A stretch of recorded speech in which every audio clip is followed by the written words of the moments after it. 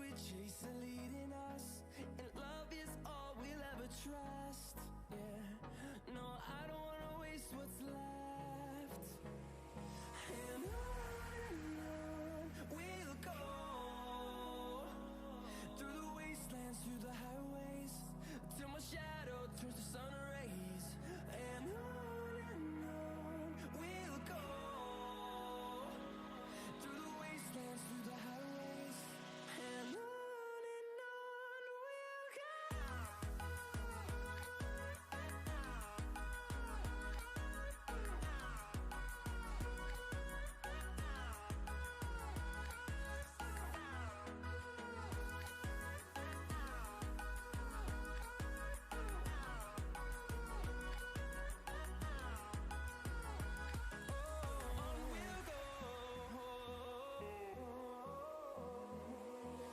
Finding life along the way, melodies we haven't played.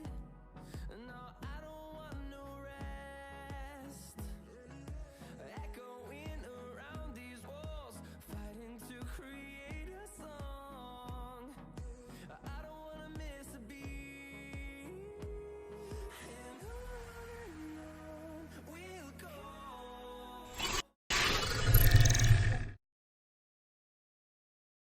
Hello, hello, hello, hello. Good morning, afternoon, evening, night, wherever you're watching this from. Welcome back to another Genshin stream. Now, for today, we are going to be running through the entirety of Windblume. Well, specifically, I've been waiting for a couple of days or so before before I actually fully finish before I go through everything one shot. So we're gonna be going through the Windblume Festival, and yeah, looking forward to it. This is gonna be my second Windblume. I unfortunately did not complete the first Windblume when it first came out, so that's pretty sad. Hopefully that'll be different this time around. And yeah, wait, where do we need to go? Hold on, let me check. I'm sorry about my throat. My throat's a bit sore at the moment. Yikes. Okay, where are we going? Adventurers Guild. Okay.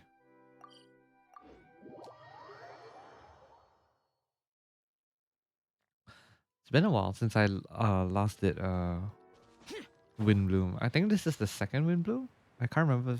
Can't remember. Like I remember the first one was 1.4, but I don't think there was a second one after that. The Vinelissa Fest was 3.1. That's like the nearest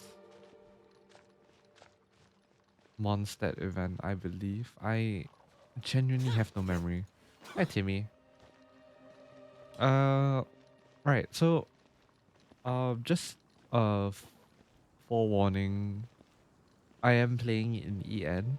I have attached some keybinds to make sure that when he does speak, I'm able to mute him.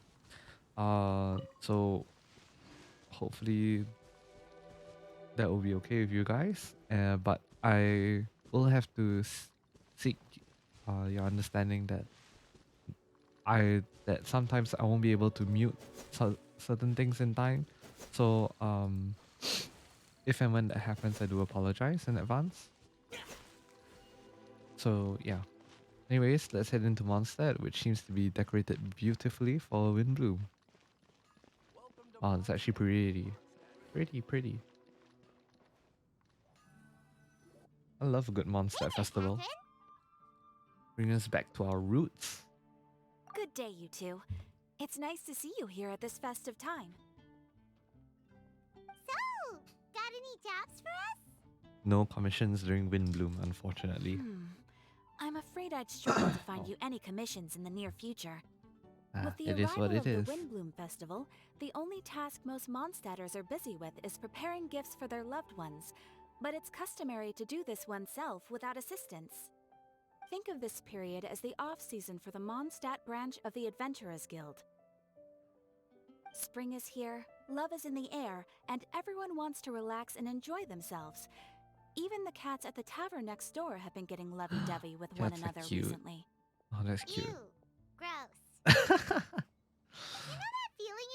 when you burst out the doors after a nice nap, hoping to make it to the store before the limited edition drinks sell out, only to get there just in time to see the last 2 glasses snatched away right from under your nose by a couple of pesky lovebirds? That's what this feels like. Does it feel like this has not happened? Like this has happened many times before. Also, how oddly specific of you, Paimon. Perhaps you two could simply take this chance to... Traveler, Paimon, Sucrose. thank goodness Hello. I found you. There's something I need your help with. Whoa! Sucrose? Someone needs help after all. Yeah. Surprising What is during wrong with Windblume. you? That's no way to greet a friend we haven't seen in so long.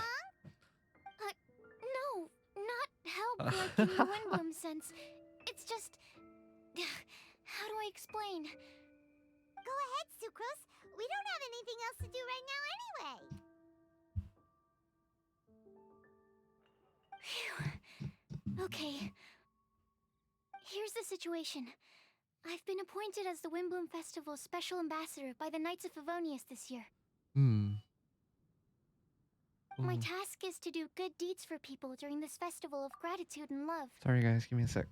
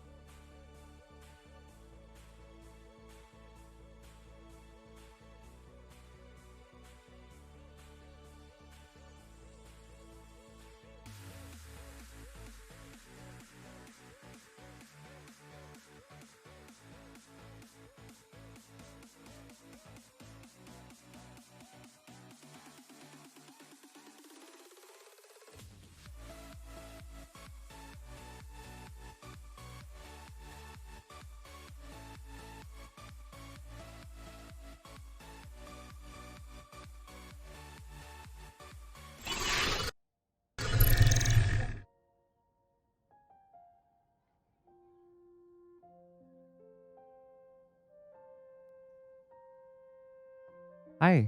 Hi guys. Really sorry about that. Had a couple of people infiltrated my room for quite a lengthy period of time. I'm sorry about that. I think if I were to post the VOD on YouTube, I'll probably edit this bit out. But yes, anyways, back to where we were. Sucrose. My task is to do good deeds for people during this festival of gratitude and love. Next one. So how did they decide who to appoint anyway? Let me put it on to auto mode. I spun an empty bottle donated by Angel Share inside a circle with all our names on it. Whoever's name the bottle stopped at got chosen. Oh, method seems a bit arbitrary. Yep. I think so too. But everyone said that it was to make it fair, so everyone had an equal chance to become the special ambassador. The thing is, I'm not great at dealing with people, so I was really daunted by it at first. But I'm still glad that I got this role.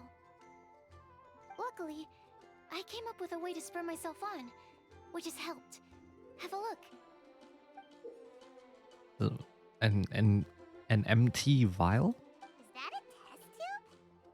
Yeah, test tube. Every time I do a good deed for someone, I get them to breathe into a test tube.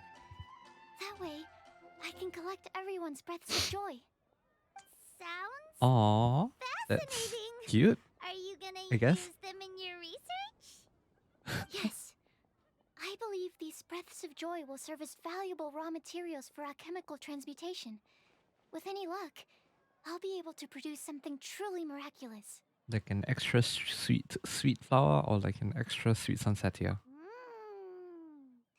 Darn, now Paimon's hungry.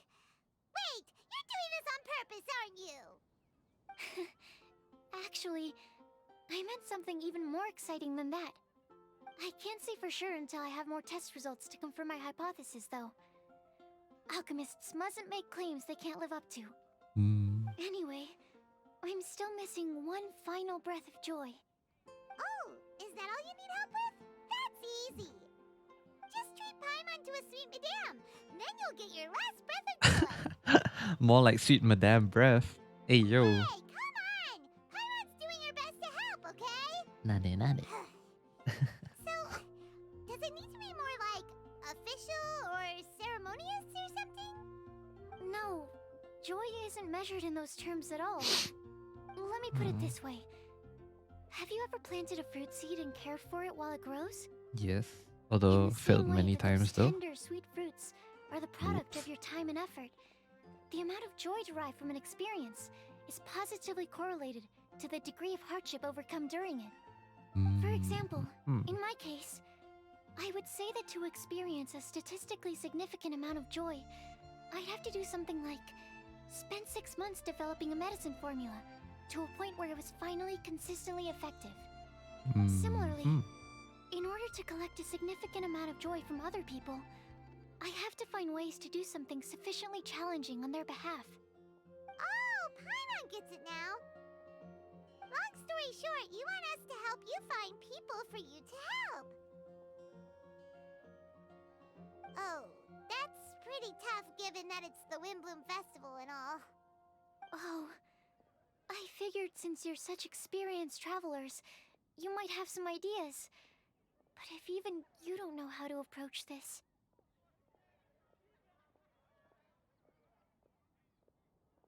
Well, don't worry. Can't give up yet. Really? You have a plan? Experience is on my side. Let's go. If he's in, then Paimon will help too. With the talking anyway. Of course. But if things don't work out, can Paimon still get that sweet madame? Of course. Oh, come on, Traveler. This is a festival of gratitude and love after all. How could you refuse? Because you're talking about Excuse food. me, Sucrose? Could I borrow you for a second? Package for you. Damn. Oh, sure. Be right back.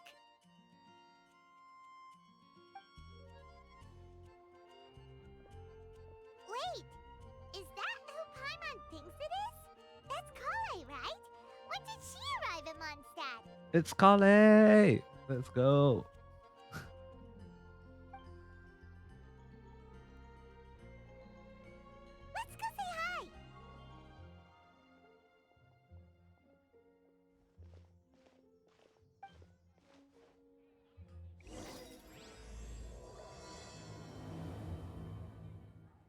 A gathering for outsiders. It's Collei. Haven't seen you in a while.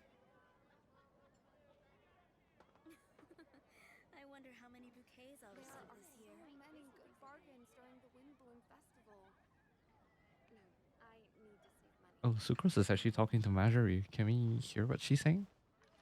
And that's everything. Are they all in satisfactory condition? Yep. Thank you, Marjorie. Marjorie. Let's go talk to Collei. Ooh. Collei! Hey! Oh, hey you guys. What are She on the lookout for chances? Amber? You were staring into space just now. Something the matter? No, don't worry. I'm fine. I was just looking at a Mondstadt children's book in the souvenir shop over there. While I was flipping through it, a piece of paper fell out. The writing on it was really mysterious. Almost like a prophecy. Ooh. If you can do these things, you may light the lantern of utmost joy and receive a supreme blessing. Wow. And what does these things refer to? Find a flower that is not of this world. Find a guide who will never get lost. Find one who would never lie. Find a a legend legend that never never ends. Hmm. So, 4 things in total. How cryptic. Here, have a look. How very cryptic of you. Hmm. I asked a lady who owns the store about it, but she said that she didn't know anything about any paper slips. Perhaps we can ask a friend about this later. Is that Sucrose? Hi there. Ooh. Sorry to butt in, but what's the name of that storybook you just mentioned? Oh, it was called The Boar Princess. The Boar Princess. That is strange. I've read that book, and it sounds like that note you found has no relation to the story at all. Do you know her? Let Paimon Yep. do the honors. Collei, this is Sucrose. Alright, this is And Collei's after this, first time I'm meeting Sucrose. Sucrose. And Sucrose, meet Collei. She's a trainee forest ranger from Sumeru's Avidia Forest. Hello. Hi. Oh, they're both so shy. This is cute. Oh, so precious. This is getting awkward fast. They're both so shy. So, Sucrose, what are your thoughts on this prophecy? Could it be real? Without having done any research, I couldn't comment definitively. Oh, that's fair. But if you want my subjective opinion, I don't think that it's a nasty prank or anything. Why not? The only people who read children's books are those with a childlike wonder and imagination. Or children, of course. I'm sure that whoever put this prophecy there would understand that. Would they really do this just to spread lies and ruin someone's innocence? I can't imagine anyone being so cruel. That is That's true. a great take. I love it.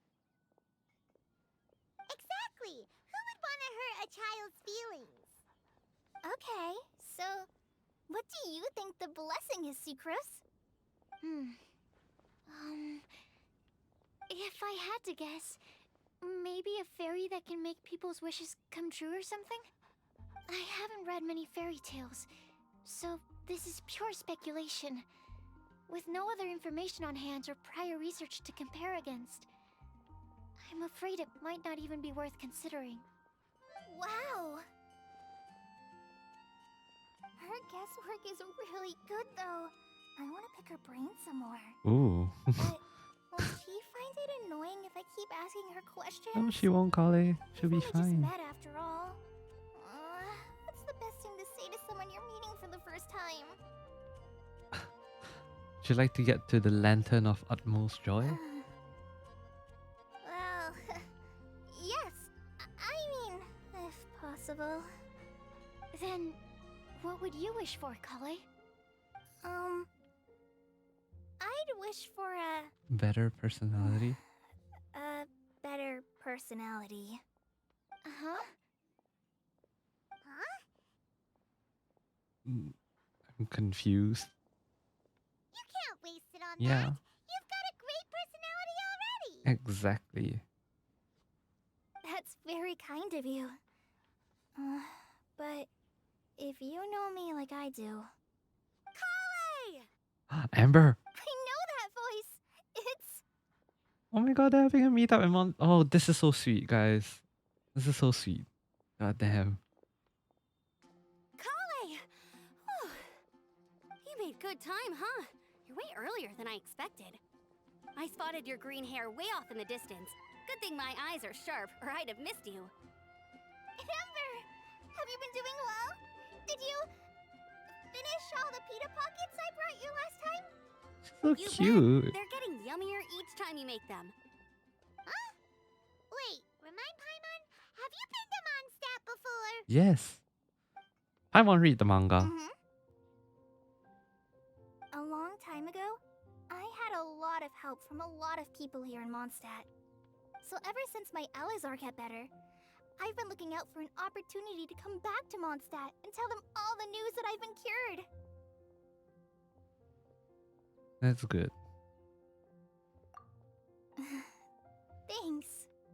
If it's okay with everyone, why don't I take Collei for a walk around town? I'd like to show her some of the places she didn't get to see last Oh, time. this is so cute. Of course. Fine by me. It's actually really cute, guys. Sure, go right ahead.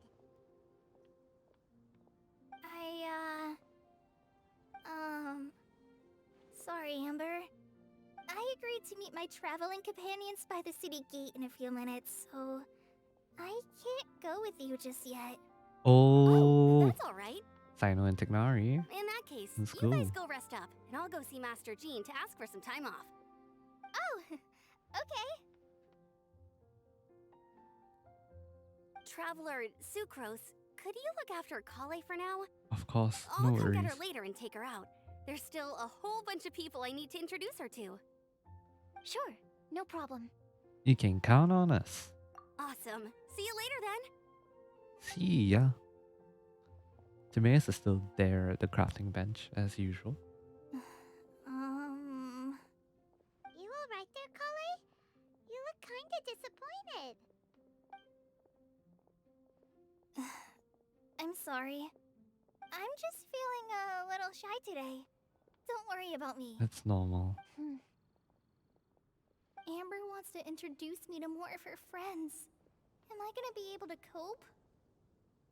I've only met Sucrose so far, and I'm already struggling to make conversation. I wish I had a little more self-confidence. Then I'd find it much easier to make friends with people. Hey, it's okay to be It's awkward. nearly time! Let's go to the gate and see if they've arrived. My mute button is ready, guys. My mute button is ready. Alright, let's go. Go to Mondstadt's gate. Can we just appreciate the beauty that Mondstadt is? Look at this. It's so pretty. Oh my god. Hi, Anthony. It's so pretty. It's so nicely decorated as well. God damn. I love a good Mondstadt festival. I remember playing Vine Laserfest. Vine Laserfest was good. All that lore. Amazing. Alright, guys. Why is this humble windmill such a great view? I mean, understandable. Because it is the true Great Vayu Viastra? I was told that this joke actually made a lot more sense in Chinese, which is the original language of all the voiceovers. So yeah, I think I'll try voicing Tighnari's lines. Yeah, we'll see how that goes. Tighnari just sighed. Come on. Don't tell me you don't get it. I get it, it's just really lame. I am sorry, Sino. You, and also Mahamatra, Vayu Vyastra? No? That's what you were intending to go? Oh god, that is really lame. Jeez. Sorry, Sino! Over here!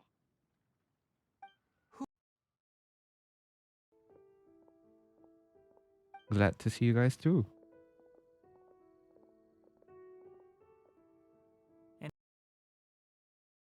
And who's this young lady? This is Sucrose, an alchemist with the Knights of Favonius. We just met. This is my teacher, Tighnari. He's a highly respected forest watcher in Sumeru, and he's also a very famous botanist.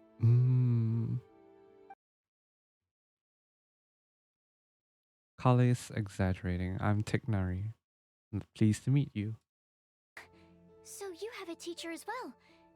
The pleasure is all mine, Tighnari, sir. Yep, he's extremely knowledgeable too. Smart boy, best boy. And this is General Mahamatra Sino of the Sumeru Academia. He's really famous in Sumeru as well. Greetings. Though if I might say so, we're purely here for personal reasons. You needn't be unduly concerned with our official positions. And Collei, there's no need to use my full title. Sino is fine. Or sir, if you absolutely must. Yeah, it just shows the amount of respect she has for him. Indeed. Indeed, we're not here in an official capacity, just to keep Collei company on her vacation. Company? But it was you two that insisted on coming. Aw, that's cute. Is very important to us. We felt obliged to ensure her safety on the long, treacherous journey to Mondstadt. But I've been here on my own loads of times before. It's like overprotective parents. They pretty much have Collei as like her as their adopted child. This is cute. What about your work, though? What if something bad happens while the General Mahamatra's away? He has subordinates. I think he'll be fine. There should be no issues. I have left my duties in the hands of my subordinates, and two especially reliable helpers. I wonder who the reliable helpers are. Oh, Sucrose. What were you saying about you having a teacher as well? I was just going to mention that I think we're in a somewhat similar situation. I'm an assistant to Mr. Albedo, Mondstadt's genius alchemist. Albedo. Oh, please, Sucrose. Genius is an unnecessary epithet. It will serve only to leave an exaggerated impression of me in the minds of our guests. Albedo! Let's go. Mr. Albedo, but it is an objective truth. Hey, Albedo's here too! Great! The more the merrier! Oh, friends from far and wide have come together. This is cute, guys. This is absolutely this is absolutely amazing. So So tell me, Sucrose, since your speciality is bioalchemy, what do you know about the anti-toxic properties of the color lily? Wait! Can we hold off on the nerdy topic for now? Paimon doesn't want to be left out. Aww. That's cute. Oh, as it happens, I've studied the calla lily in quite some detail before, with it being a species native to Mondstadt. I like how they're having like their own like mini discussion. It's so I wrote cute. a whole report on my findings. If you're interested, Mr. Tighnari, sir, I can go get it for you. We're supposed to be here on vacation, and you're already thinking about how to improve your herbal medicines? Also, I thought we'd agreed to take on new identities for this trip. New identities! Mine was Adventurer Sino, skilled desert explorer. Tighnari's was technological consultant to the treasure hoarders. And Collei's was traveling musician. And you find that sort of role play fun? Very much so. Oh my god. I do wish some of the less cautious adventurers in the Avidya forest would consider coming to Mondstadt instead. Philanum. I can never pronounce that word right. What philenimal mushrooms lack in texture, they make up for in not causing vomiting or diarrhea. Also, I'm pretty sure diarrhea is spelled with another O in between the H and the E. I could be wrong. Little things like this. Are you contemplating using some compounds from the calla lily as active ingredients in a targeted antidote? Yes, I gathered a few on the way here, and my initial research suggests to me that it could be worth a try.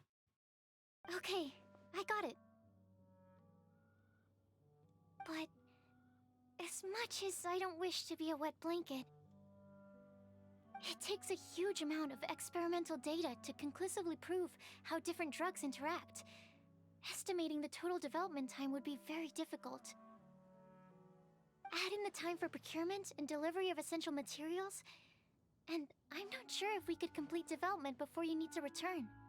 I thought they were on a vacation. Why are they still going about this? And like how Alvedo's just sketching. They're all just communicating and Alvedo's just sketching something. This is good. This is gold. Absolutely love this. Oh boy.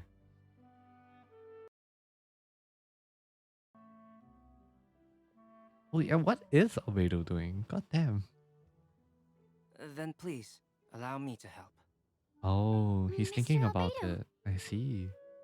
Apologies for my tardy entrance in the present discussion. That's fine. I understand you're looking to make an antidote for poisonous fungi, correct? Yes. If you happen to have some samples with you, or relevant documentation on hand, perhaps you might give me the chance to review them later. But before that, I invite the three of you to look at this. Food and lodging arrangements. Accommodations. One of Mr. Goff's other properties. Priority. The Adventurers Guild reception area. Backup plan to be confirmed. Food.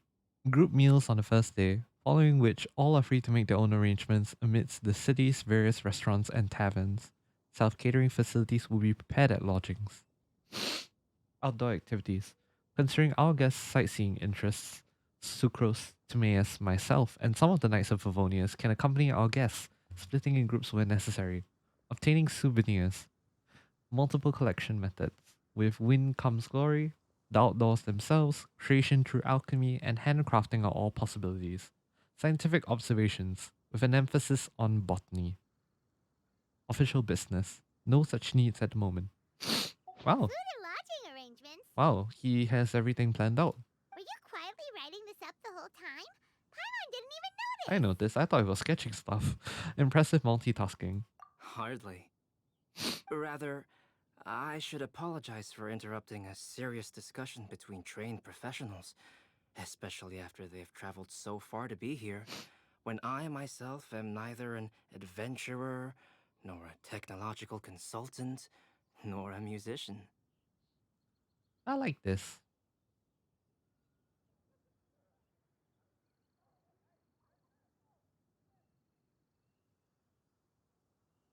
Nevertheless, I would encourage you to have a knowledgeable local arrange your detailed itinerary while you're in Mondstadt. That's so sweet of you, Albedo. Take a look.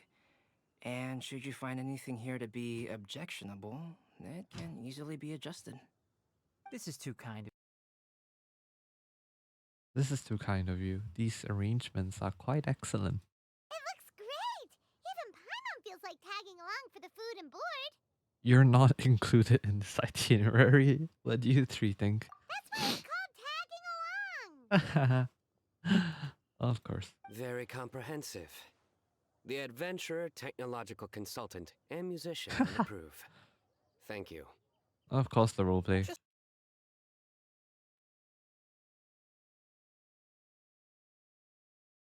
Just one thing. We'd like the chance to cook as well.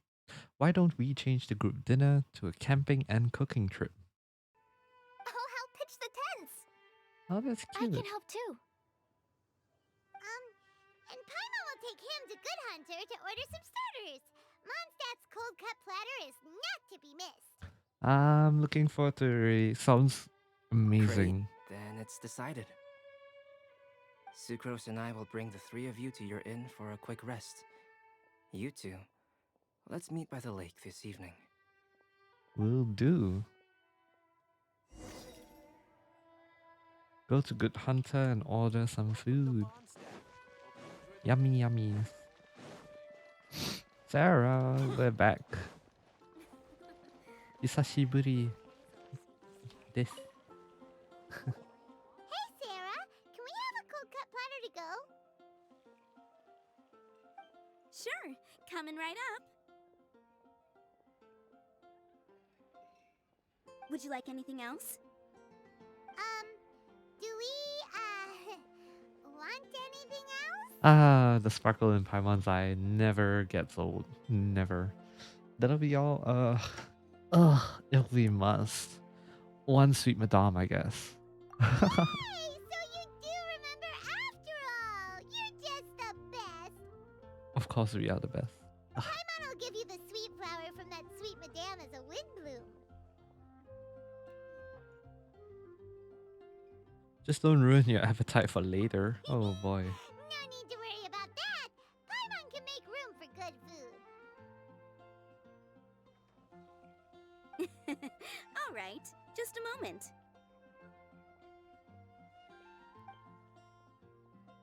In the time it takes Sarah to pick up the cold cut platter, Paimon finishes up the sweet That madame. was great. Of course you do, Paimon. Of course.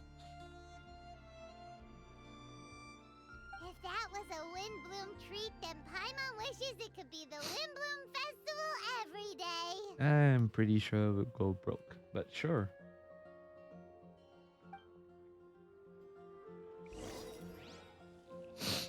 Head over to the camping site. Actually, is there any like new recipes or anything? I haven't really checked all the food places. Any new things that I should take note of? No, not really, but I will purchase some jam. I like jam. Yes, you guys can ignore the amount of the amount of Mora I have. I know I need to start leveling my characters. Yeah, it's a bit. I'm a bit too lazy for that.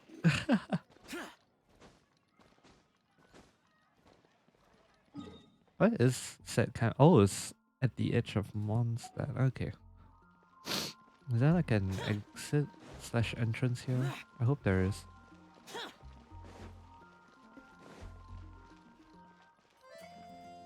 Pattern. No, the nearest exit's here. Okay. I see. I see. Let's head on over to the camping site. Woo. Oh wow. So I suppose this is where some of the events are. What do you do? What are you working on? Welcoming guests. All sorts of fun activities lined up for Windblume. Ooh. 3 events. Ballads of Breeze, Floral Pursuit, and Breezy Snapshots. Ballads of Breeze. The other 2 representatives should also be at their stations and making some final preparations. Nice. I think Ballads and Breeze is rhythm. Oh wow, everyone. Oh wow, really is a campfire. All right, looks like we're all here. We're not late, are we? Not at all. We just came early to set everything up, since we happen to be free today. Collei put up the tent so quickly, but still managed to tie very sturdy knots. You can really tell that she's a professional. I didn't do much apart from passing materials around. Thanks. It's all thanks to Master and Sino. They taught me everything I know. What can I say? For a skilled adventurer, this is just another day on the job. Ah, the roleplay. Are you quite finished? Or were you gonna sing each other's praises till the moon rises? Come on, let's all sit down. Everyone brings out their food and starts cooking. Now then you give me the click to continue. Jeez. After a delicious feast, everyone sits around the campfire. That sunshine sprat was really very good. I didn't watch you cook it. Ah!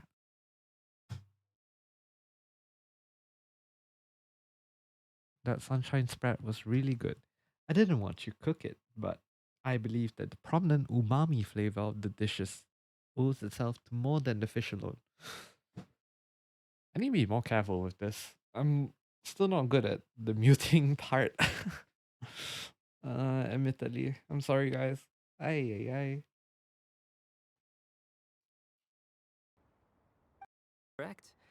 Any further deductions? Hmm. Let me think. The aroma was quite uniform, unlike that of a spice blend.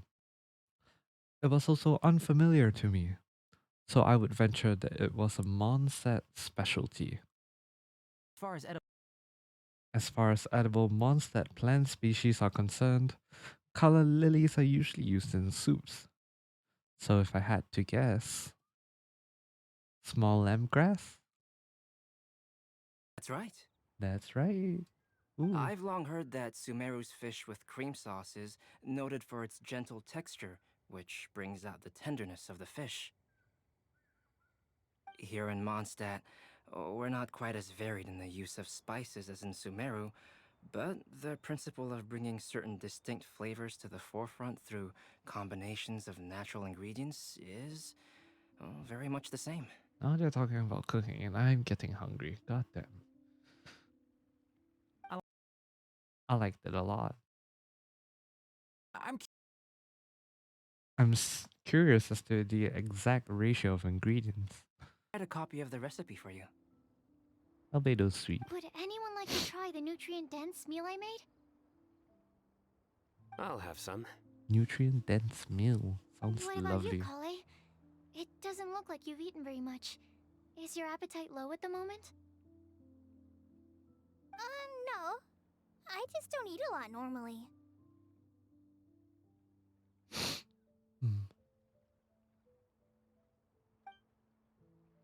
Hmm.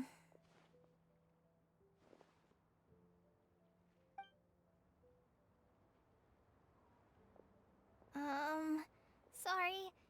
I didn't mean to make things awkward. No, Collei, you're not making things awkward. It's fine. Tighnari. While we were on the road, we spotted something white, walking on two legs. Was that Paimon? Nope. Paimon never walks. She always floats. Which day was this? Just after passing through Stonegate. That was Liyue, isn't it? Hmm. Sino, are you sure your eyes were working today? Or maybe your hood was blocking your vision? Paimon always flies. There's no way she'd ever walk. Exactly. Is that right?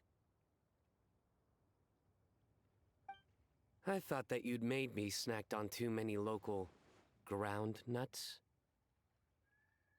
Uh,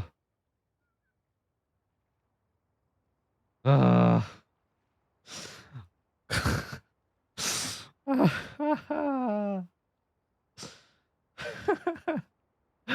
it,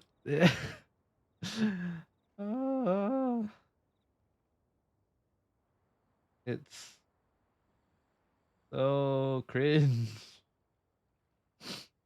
Oh my god.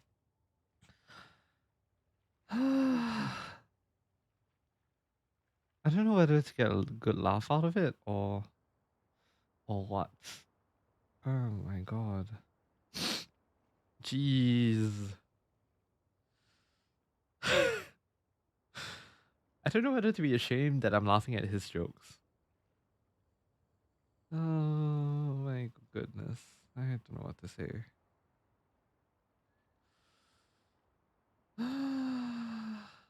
My god, my god.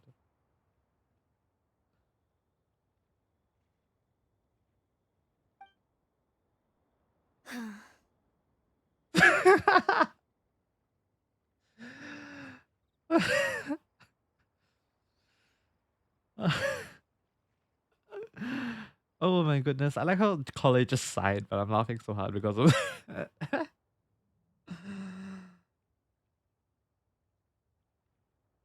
Oh my goodness.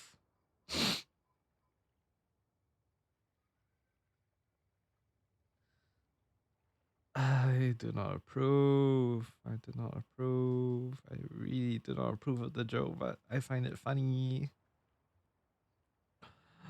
I think my humor is as broken as Sino's. I think that's saying a lot. Oh god. Oh boy. Jeez.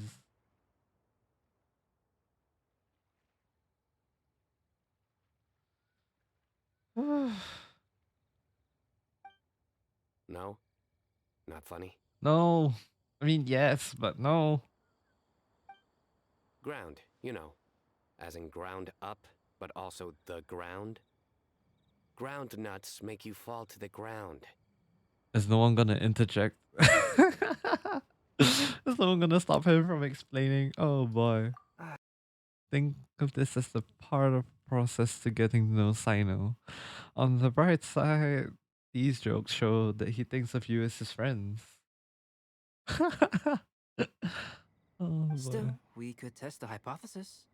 Huh? What hypothesis? About groundnuts? That plant species indigenous to Mondstadt may have an effect on the motor functions of flying life forms. It went from a joke to okay. Hey! Paimon's not your test subject! And we were Albedo's test subject. Ah, dear God, this is funny. Anyway, by your logic, wouldn't that mean that eating, say, Zaitun peaches, that would make a sick Paimon peachy in no time or something? They'll make a sick Paimon peachy in no time or something. Or the eating lemon melons will have no effect. I say we put these theories to the test. Let's go. Hey! Not you two! That's a joke, Paimon. It's a joke. No worries about it. Ah. Aww.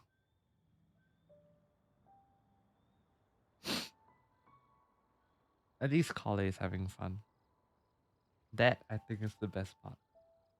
I think the Traveler and Paimon's conversations are more entertaining than Sino's jokes. Oof. But also, yes, of course. Ah, I see.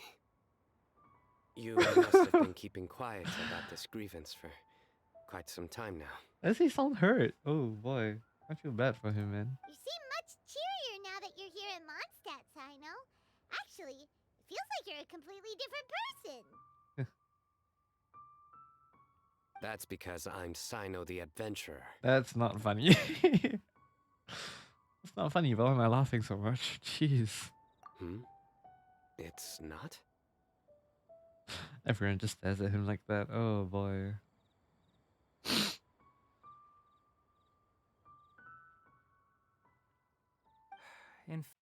In fairness, you only saw him in his work mode while you were in Sumeru. It's actually like this most of the time when he's in a good mood. It's true.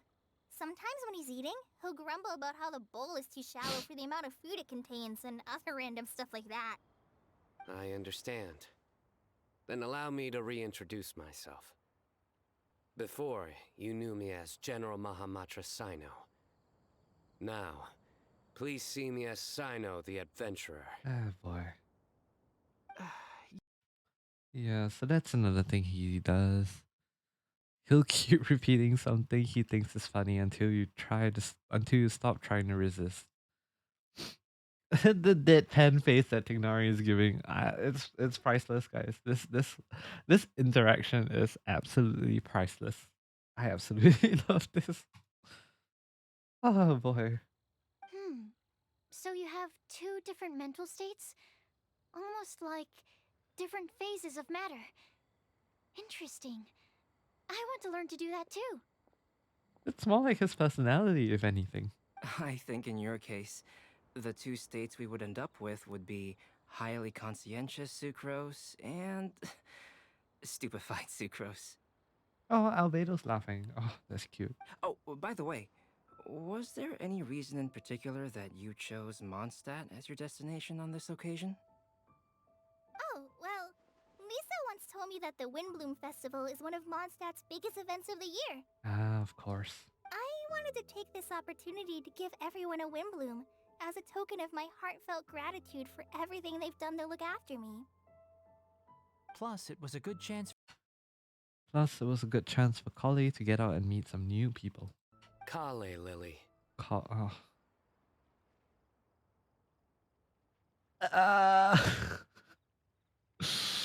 I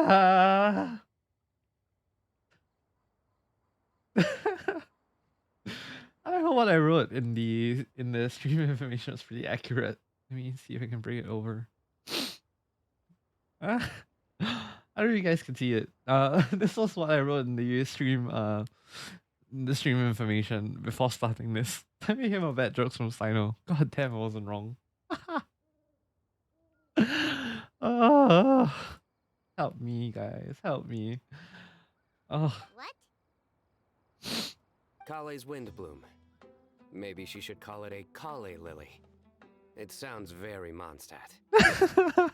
Tighnari is just done. Tighnari is just done. Oh boy, I loved it. There's also cauliflower, which would technically make more sense. But somehow it doesn't sound as nice. Cauliflower. Nice.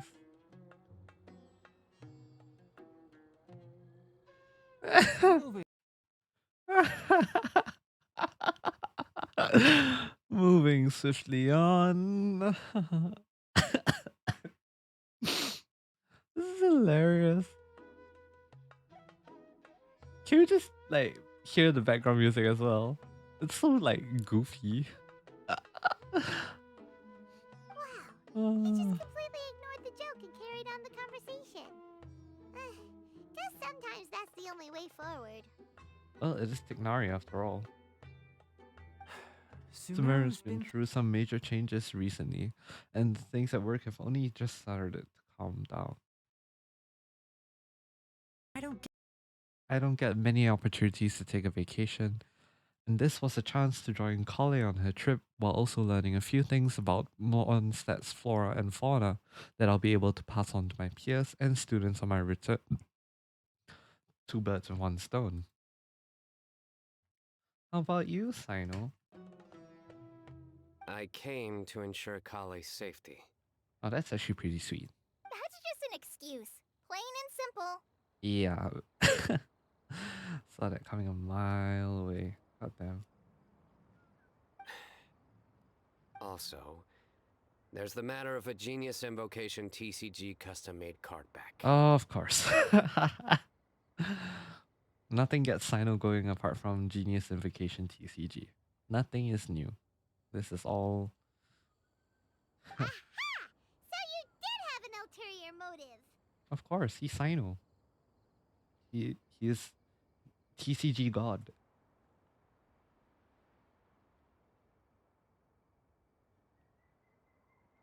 Have you all played Genius Invocation TCG before? I have.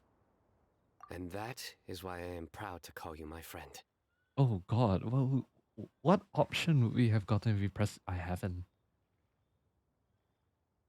Huh, okay. When I first began contemplating getting a new card back, I asked around before eventually deciding to ask the legendary Mr. Calx for guidance. Who is this legendary Mr. Calx? A friend of mine, Sawada, whom I played cards with on occasion, had been to Inazuma for the Irodori festival. He told me that Calx was a Mondstadter, so I should try my luck there. I see. Calx? Isn't that... It doesn't ring a bell. You mean, he's a friend of yours? Albedo? I see. So, you came to Mondstadt in search of calcs. Is it Albedo? Wait, I'm confused. This doesn't sound familiar at all. No, that is inaccurate. I came here principally to protect Collei. An excuse, which was pointed out earlier, but sure, by all means, continue. You most You most certainly did not. Collei's been here on the quiet numerous times, and this is the first time you felt the need to join. Not only me, same applies to you too, doesn't it? Both are they're calling each other out, guys. This is fun. If my writer friend were here now, I'm Sing sure he too. would describe this curious coincidence as having the makings of a good story. It's all to meet a fan. Also, Albedo's calcs. Oh, here it comes. Wait, you mean you're Mr. Calx? Having my new friends address me by my pen name feels somewhat unusual. Please, just call me Albedo. Huh. Huh. So you're calcs. Sino's been talking about you non-stop recently. He's intent on getting you to design a bespoke card back for him. Do we get one? You didn't have to say all that. Oh, he's getting flustered. It's cute. I don't usually take private commissions, but I believe that we are friends now, all of us. That's Our sweet of you. conversations have been deep and interesting, and Sino, your passion for this game is indeed one of a kind. I can see it in your eyes. Obviously. And given that you've come all this way from Sumeru to see me, I'd be quite honored to take this commission. Wow, your teacher's so nice. I feel the same about yours. Well, they definitely have different personalities, but they're similar when it comes to their character. Yep. So, how much should I budget for the timeless masterpiece you will produce for me? Budget for the timeless masterpiece. Surely, timeless masterpiece is something of an overstatement. Any artwork fit to appear on the reverse of my card decks is by definition a timeless masterpiece. This Even Tighnari if just I looks do so say so done. myself. God damn.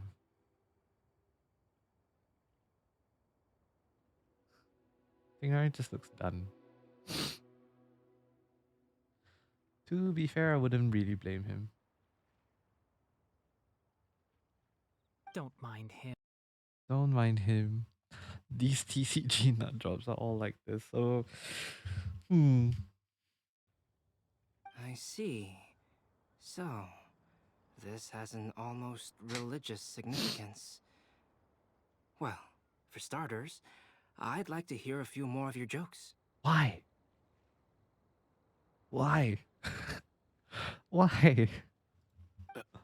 My jokes? You like them? Why? I'm confused. I do. Oh boy. There's not going to be a recurring theme throughout this entire quest, right? It's just going to be Sino telling us bad jokes. Oh no.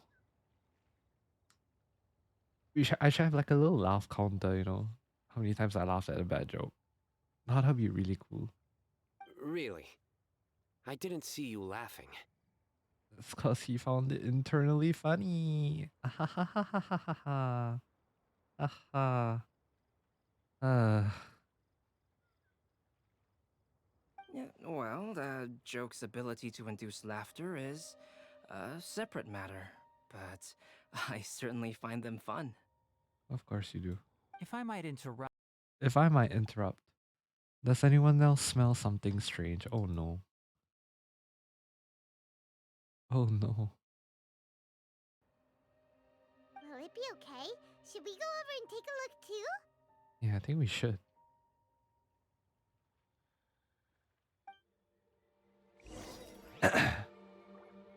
Can talk to Sino. Huh. So, A good joke is not necessarily required to make people laugh at them. Yep. We can talk to Albedo. I'd be grateful if you could check on Sucrose. As for our new friends here, leave them to me. You've gotten really sociable, haven't you? That's a nice change. Character development. Next, we're going to talk to Tighnari. Well, Albedo and Sucrose were delightful, but this was still an exhausting meal. Definitely probably because of jokes, if anything. Collei. The cooking pot. Is everything okay? I hope so. Let's talk to Sucrose. I'm kind of worried now. Oh no, the fire went out. Only the base is burned. We can still use the cooking pot. It just needs a bit of a wash. Don't worry, I have Barbara. Good thing Tighnari's nose is so sharp. Has he been in this kind of situation a lot before? Don't let it get you down, Sucrose. It's fine. I know, it's just... I'm sorry to disappoint Sino. I guess we'll have to do this again another day. No worries. Yes. I'm not sure if you've noticed. Collei seems a little... depressed. I noticed she was in a low mood when everyone was talking. I get that feeling as well. Remember that note she received? She's hung up about that, isn't she? I was just thinking. I want to try solving this riddle and giving Collei the chance to accept the blessing. Oh, yeah! She's the one who needs your help. Exactly. Maybe she'll be willing to breathe into my test tube. But anyway, that can wait. Still find the whole thing kind of weird, but sure. As much as I'd like to make progress in my research, I'd prefer to see her smile. That's cute. Alright, we'll help out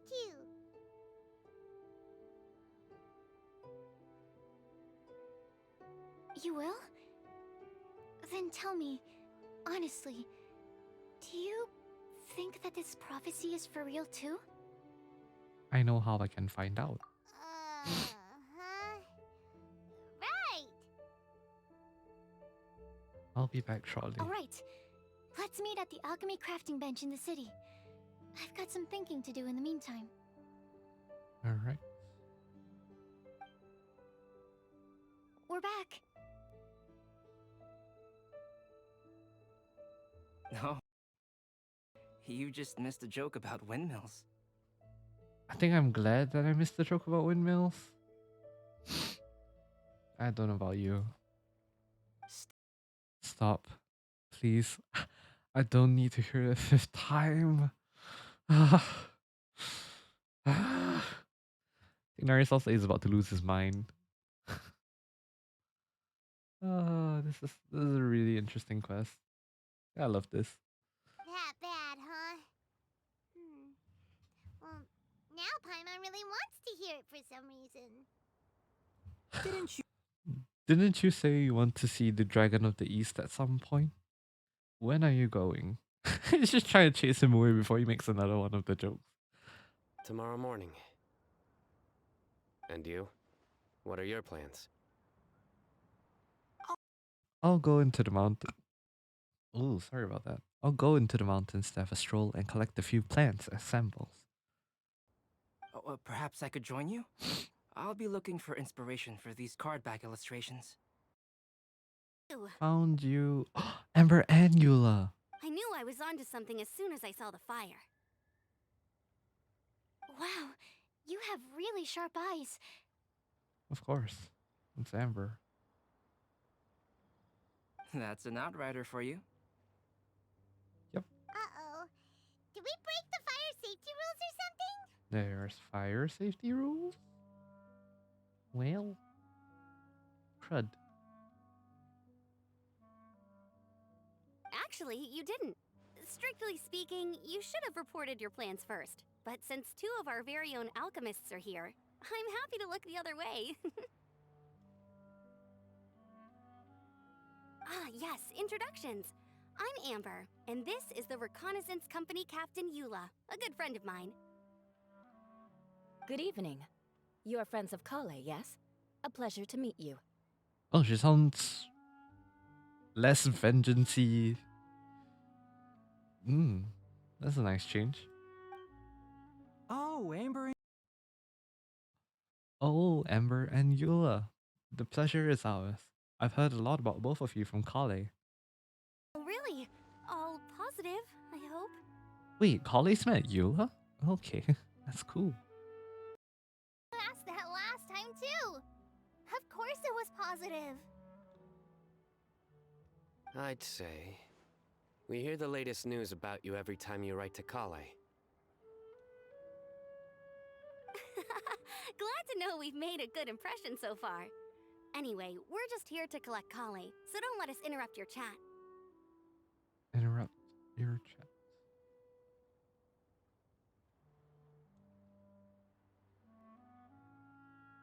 Come on, Collei. We're gonna take you to check out a few scenic spots.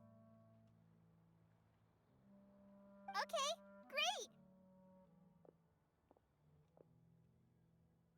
great. Still as high energy as always. Amber, of course. You know Amber? Yeah, we can read the manga. Yes, we've met. She's Collei's most important friend. And for that, we are also very grateful to her. That's Amber for you. Her outgoing personality means she can make friends with just about anybody. Of course.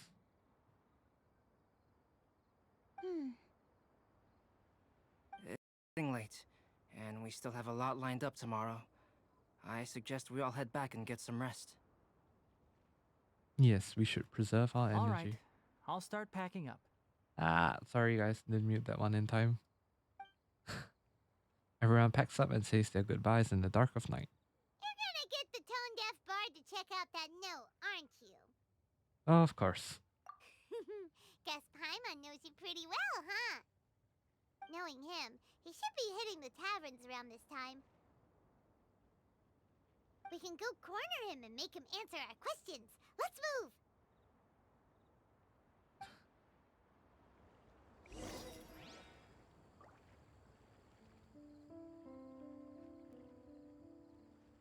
Go to Angel Share and look for Venti. They drinking again. Is it easy to just climb up the walls on Mondstadt? Wait, let's see.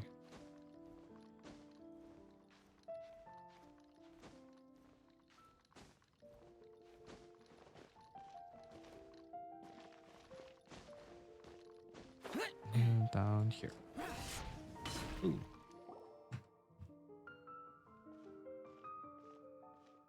Oh, it's been a while. Hi Venti, it's been a while. Paimon called it. Tone-deaf bard drinking as usual. Put your drink down and get your game face on. We've got some important questions for you, mister. Okay. You tell Venti about the mysterious prophecy. So, what do you make of it? Any thoughts? Aren't you forgetting something? It's the Windblume Festival right now. You can't just go around asking people for help so blatantly. Well, if you won't tell us the answer, could you at least tell us if this thing's worth a shot? Sounds to me like you want a hint or two. And a blessing or two to boot. A fine answer. The person who wrote this prophecy is very powerful. If you manage to solve the riddle, good things are sure to happen. Is it you? Also, I happen to know where this lantern is. Ooh. Once you've found the 4 things, I'll even write the location down for you. Isn't that generous of me? Whatever. We weren't expecting much from you anyway. You can get back to guzzling wine and blowing wind now. Oh, woe is me. Paimon sees me as nothing more than a drunken wastrel. Can you blame There her are though? actually a great many things that we bards are required to do. It just happens that enjoying life is the most important one. Once this is over, would you like to join me for a drink? You know, a favor for a favor. Sure.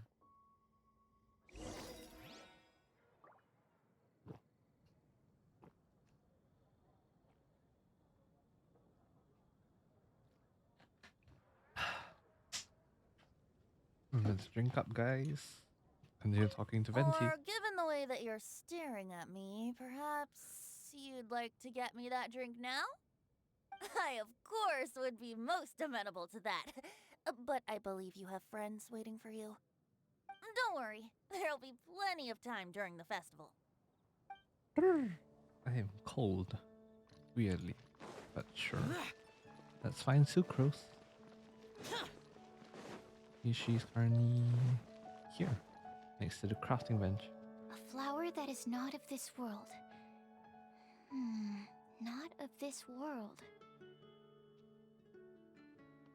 That sounds like the EN VAs, but I could be wrong. Bad news. Which would you like to hear first? Let's have the bad news first, I guess. Huh? Really? Don't most people usually want to hear the good stuff first? Let's get to the point, Paimon. Oh, alright then. Basically, we went to Windrise to divine the breeze. The wind said that the prophecy is real and that your idea is a really good one. That doesn't sound like bad news. So what's the real bad news then? Paimon ate the bad news! Huh?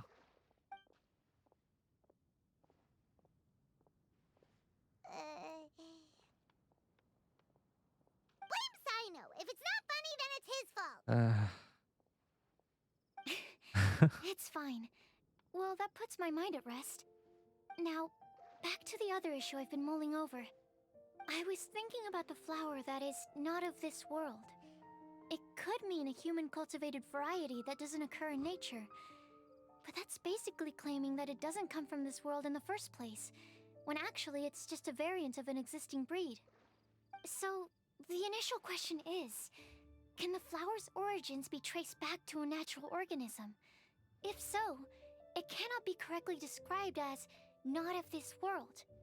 But then, supposing we identified something outside of that category, whose job would it be to decide whether it belongs in this world or not? Then the question becomes, do of this world and from this world mean the same thing? Or is it deeper than that? I'm confused. Woo! Slow down! Yeah, I'm a Paimon now. Already starting to spin! Okay, I did have one other line of thought as well. What about a flower created using alchemy? Would that be not of this world? Albedo did make something like that once with the seed. Albedo may know the answer, but asking him right away would be like asking the teacher for the answers to your exam paper. It would render our search for the truth meaningless. I'd rather try and figure this out for myself. Could it be the Windblume? Maybe. Now that you mention it, that's definitely a possibility. The Windblume doesn't refer to a specific flower. Everyone defines what it means for themselves. In which case, the Windblume doesn't exist in reality. This does seem like a promising direction. I've made a note. Okay, I better go read up on this. Yay! Paimon was actually useful this time! Guess we have that sweet madame to thank, huh? Even a broken clock is right twice a day. I'll need some time to prepare. Could we meet up here in, say, 2 days' time? Sure. Sure thing! In the meantime, we'll also think about the other 3 riddles in the prophecy. But, since we're really going for this now, shouldn't we say something to Collei about it? I originally wanted to leave it as a surprise for her, and I also didn't want to get her hopes up over nothing. But you're right, Paimon. I'll need to be careful how I word it. But I'll try to find some time over the next couple days to mention it to her. Understood. Alright. Thanks so much.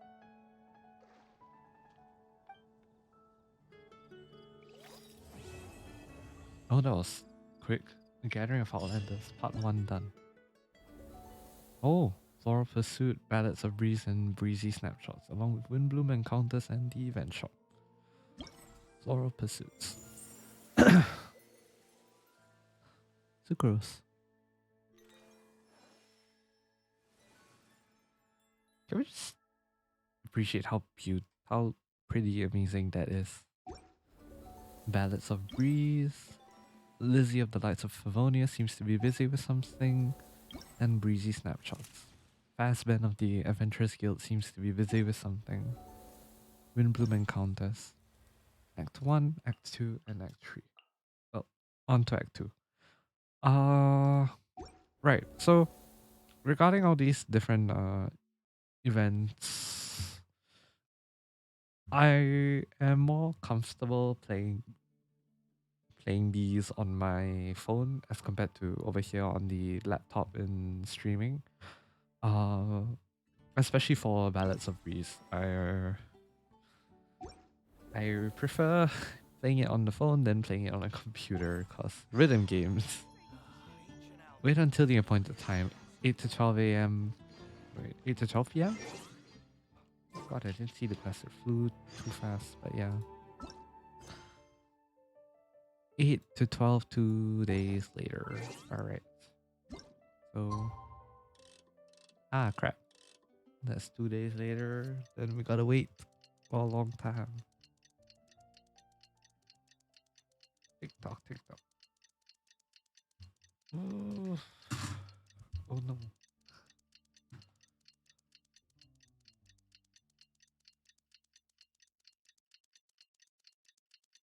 It's taking a while.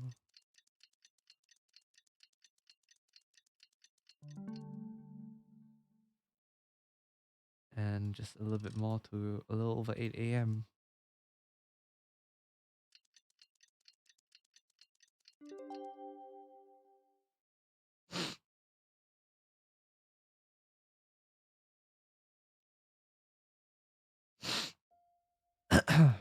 The damn. Alright. Sooner Today's the day. Let's go meet up with Sucrose. I think she's back at the same spot. Why did I veer off? Sucrose. Close. We are back. Sucrose, we're here! Oh, Traveler, Paimon. I only just arrived myself, so I'm still getting ready. Ah, and Collei just passed by a moment ago. She said she had some things to sort out at the inn where she's staying, but she'll meet up with us when she's done. Apparently, Tighnari and Sino both went out, but she stayed behind because she wanted to help us. Apparently, Tighnari and Sino both went out, but she stayed behind because she wanted to help us. Not too bad. After reviewing it again with fresh eyes, I came up with a new theory which seems to hold some water. I'll attempt to explain it as simply as I can. I believe that each of the 4 things in the prophecy refers to a different field of knowledge. So, in a way, the prophecy is a test of the reader's intelligence. But it's unlikely for any one person to have expertise in all these different areas. So I suggest that we seek out one expert from each and get their opinion. Also, in 2 out of the 4 areas, the prophecy seems to want us to find specific people. It may even turn out that the people themselves are the answers. So it sounds like we should put our heads together and list out the people who can help us. Exactly. I think we can go through each riddle in turn and generate 4 groups of names to match the 4 questions. That makes sense. Alright, then let's start from group 1. The first riddle was a Oh, flower that that's is not not of of this this world. Personally, I would still go with Albedo for this one. Alchemy is the most likely to have to do with otherworldly things, and he is by far the leading expert in this regard. You'd count as an expert too, you know. Exactly! You're the creator of the tetratanic sweet flower. Who knows? Maybe that's the flower we're looking for. Could be. Could Huh? You really think so? Oh, but what about Tighnari? He's a forest watcher and knows all about plants. If it's a flower we're looking for, maybe he's the man for the job. True. Alright, I'll add him to the list as well. On to group 2. This subject is a guide who will never get lost. That's kind of abstract. Does it just mean someone who never loses their way? I would say Paimon. Wait, but they have to be able to guide others too. Oh. So it's not quite as simple as that. That's an interesting take. Perhaps an astrologer then. Oh, you mean Mona? Yeah, she'd definitely count. is very confident, and she can use her astrology to guide people. Would Bennett count? Why Bennett? Well, his luck's so bad that as long as you go in the opposite direction from him, you'll Wow, always what's be going this the right Bennett way, right? slander? Yikes. I see. I suppose I can't argue with that logic. Add him to the list. Finding everyone won't take long, so one extra person won't hurt. I know. Would Outrider Amber be a valid candidate for this category as well? Yeah, she would! She's got a great sense of direction after all. As a matter of fact, when the Traveler and Paimon first came to Mondstadt, she was actually the one who gave us directions. Yes, she's certainly a good guide. That's true. Is there anyone else? Let me think. Yes, I believe there may be one more. Albedo once made a set of equipment for Mika from the reconnaissance company. He's their surveyor. Mika. And an exceptional pathfinder. Oh, we get to see him in this batch. He's even instructed others in the discipline of surveying before. So, in my view, he's highly unlikely to lose his way, and would be very good at helping others find theirs. Cool! Another one for our list! Wait, Will we get to talk to Collei Mika? should have Oh, been that'd here be by so now. cool. Wonder what's taking her so long. Sorry, could we continue our chat somewhere else? Sure. Oh, you wanna go see how she's doing, right? Sure, let's all go.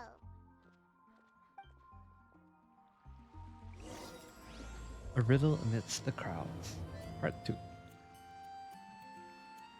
Talk to Collei, Fire 73. She's in this general direction. Let's have a look. See.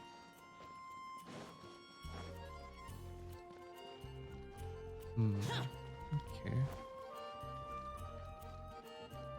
She's here.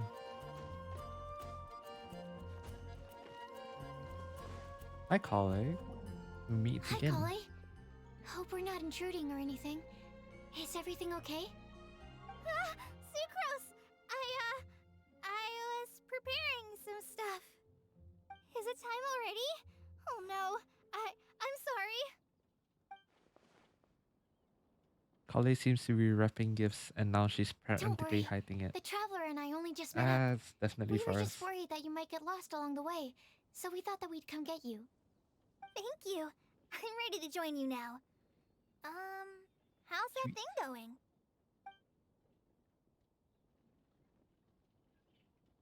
So let's pick up where we left off. Next up is the third line. One who would never lie. Anyone spring to mind? D-look. You really think so? Seems like it would be pretty difficult for someone in his position to avoid having to lie. That is true. Yes, his secret alter ego, the Dark Knight hero. He must have to deny it if anyone asks. In that case, he has a complicated relationship with the truth. Then what about Kaya? He's the cavalry captain and a rather popular No. figure, but... No, he lies a lot. You think there's something fishy about him too, huh? Yeah. How about he's Jean? definitely a sneaky one. Bet he lies all the time. Jean. I can't help but agree with you there. There's the tone-deaf bard. But on second thought, he wouldn't qualify either. He talks way too much nonsense. Is there anyone else we're missing? Jean. Acting Grandmaster Jean. Yeah. She has a good name in that regard, but from what I know, she sometimes covers up the truth out of concern for those around her. Oh. For example, when Lisa loses track of time in the library and misses her patrol shift, Jean will come up with some excuse, like Lisa's ill today. Also, she sometimes makes up stories to get Klee to behave, like the one about the big monster that comes to catch naughty kids who don't go to bed on time. Do you think that rules her out? But she has good intentions though. White lies are still lies, but do we really have to reject her because of some harmless fibs? It's not like she had evil intentions. This prophecy seems very strict. No, we're the ones being strict. Rosaria doesn't strike me as the type of person to lie. Rosaria. Oh, Collei, you probably haven't met her yet, have you? She's a sister from the church who looks, a little scary and not very sociable.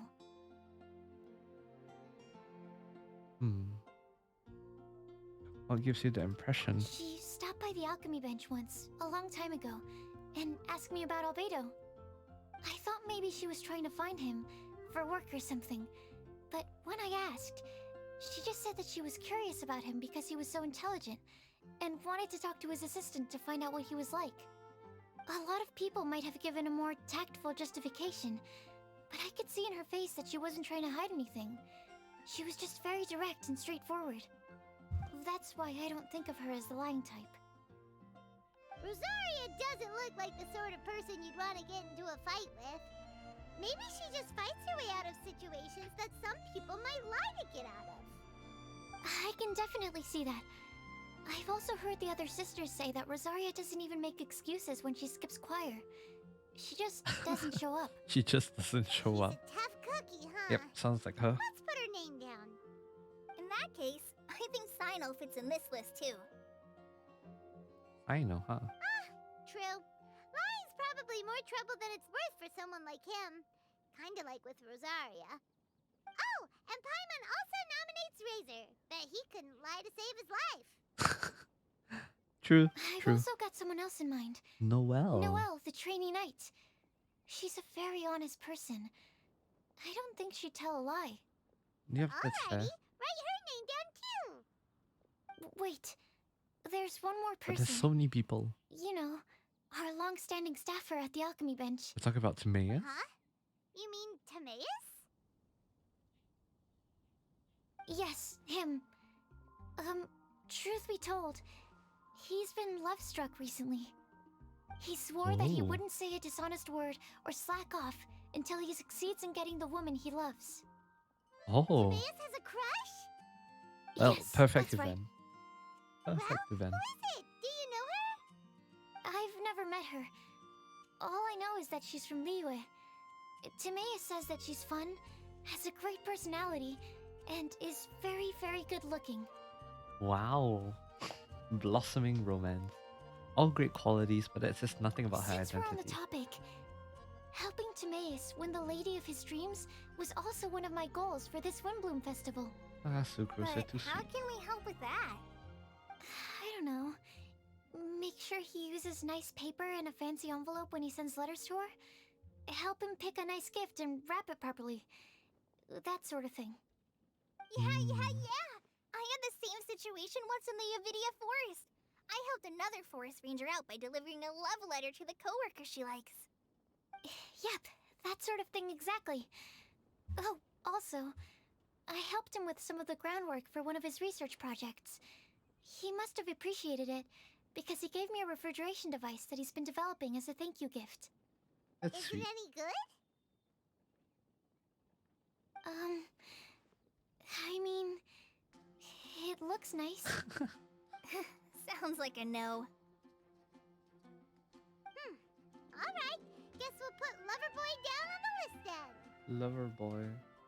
Okay, so last of all, we have a legend that never ends. Anyone come to mind for this particular line? Lisa, perhaps? A librarian understands books best, and aren't most legends written down somewhere? Not necessarily, but you do have a point. When I think about legends, fairy tales and picture books come to mind. Maybe Collei. She read a lot of fairy tales when Tighnari was teaching her to read. Oh, do I count? Of course you do. I'll put you on the list. Are you eligible for this one, Sucrose? I prefer to read things like an illustrated analysis of alchemical substances and their uses, the fascinating principles of crafting, and hypotheses of life.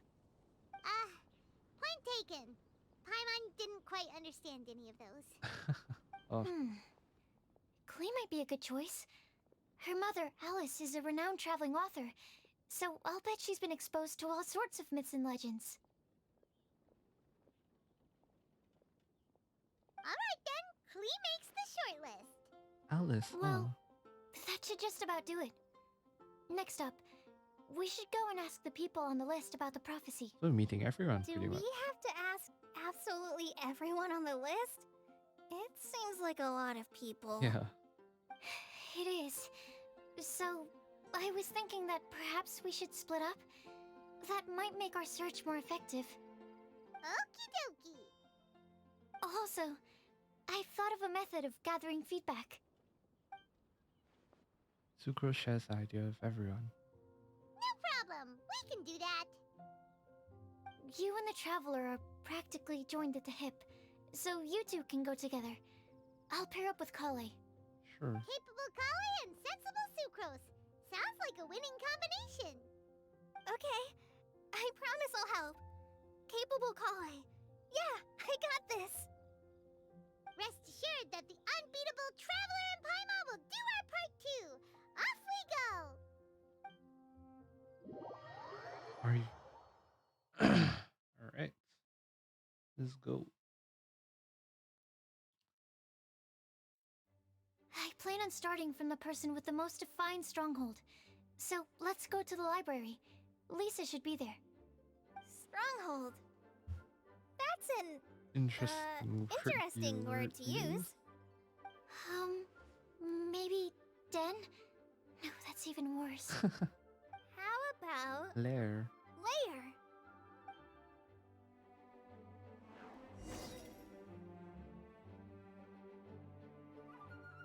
Find Lisa.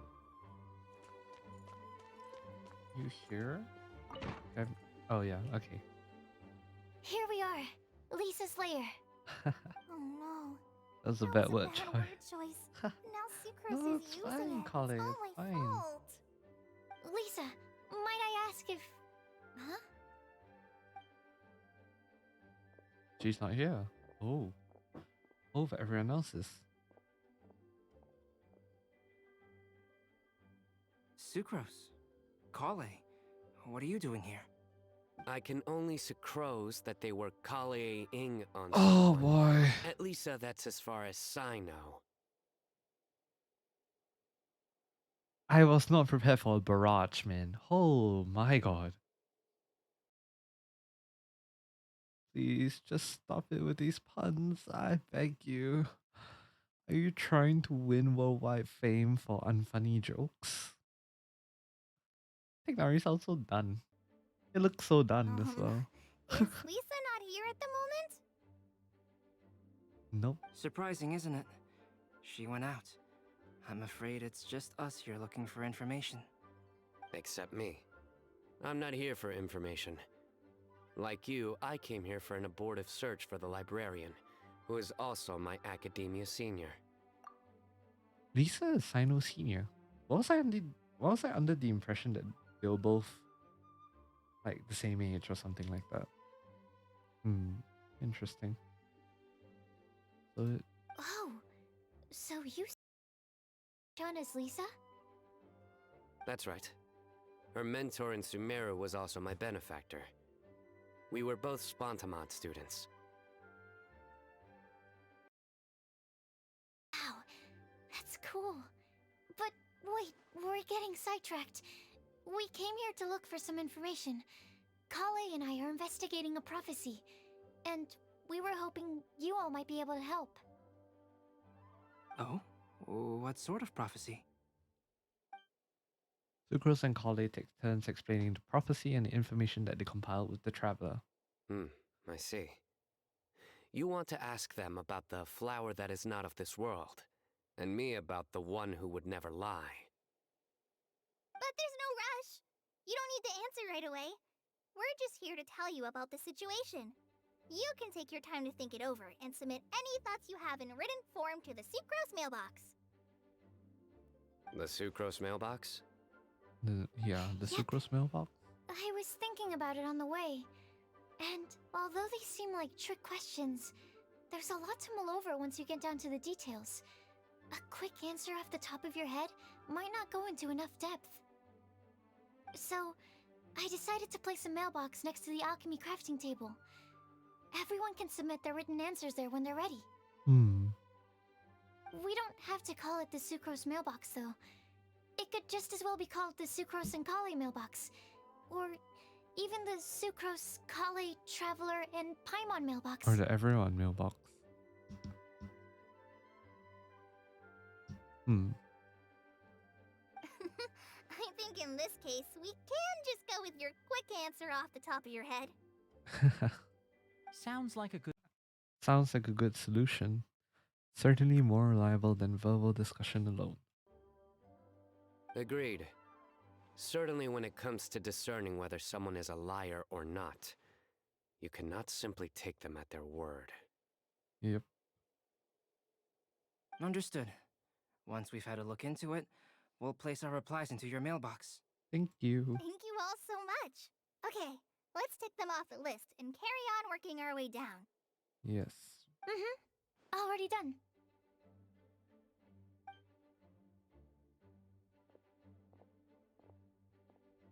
Is she gonna? I'm pleasantly surprised to see those two introverts getting along so well. Do you get the feeling that Collei's return to Mondstadt has emboldened her more contrarian side? Big words, I don't know what they mean. Yes, I noticed that too. Traveling and meeting old friends are both good for the body and soul. Yes, they are. And isn't rediscovering one's youth while revisiting old haunts a worthwhile pursuit? Yep. When I first met Collei, she'd never known happiness or youth. But things are different now. Her Elazar being cured was a huge milestone in her life.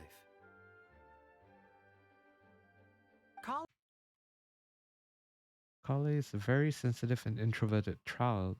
I'm sure you must have noticed that too, Albedo. From the time she's been in my care, I've observed that she's actually a very lively character by nature, but she had a very rough start in life, and it changed her.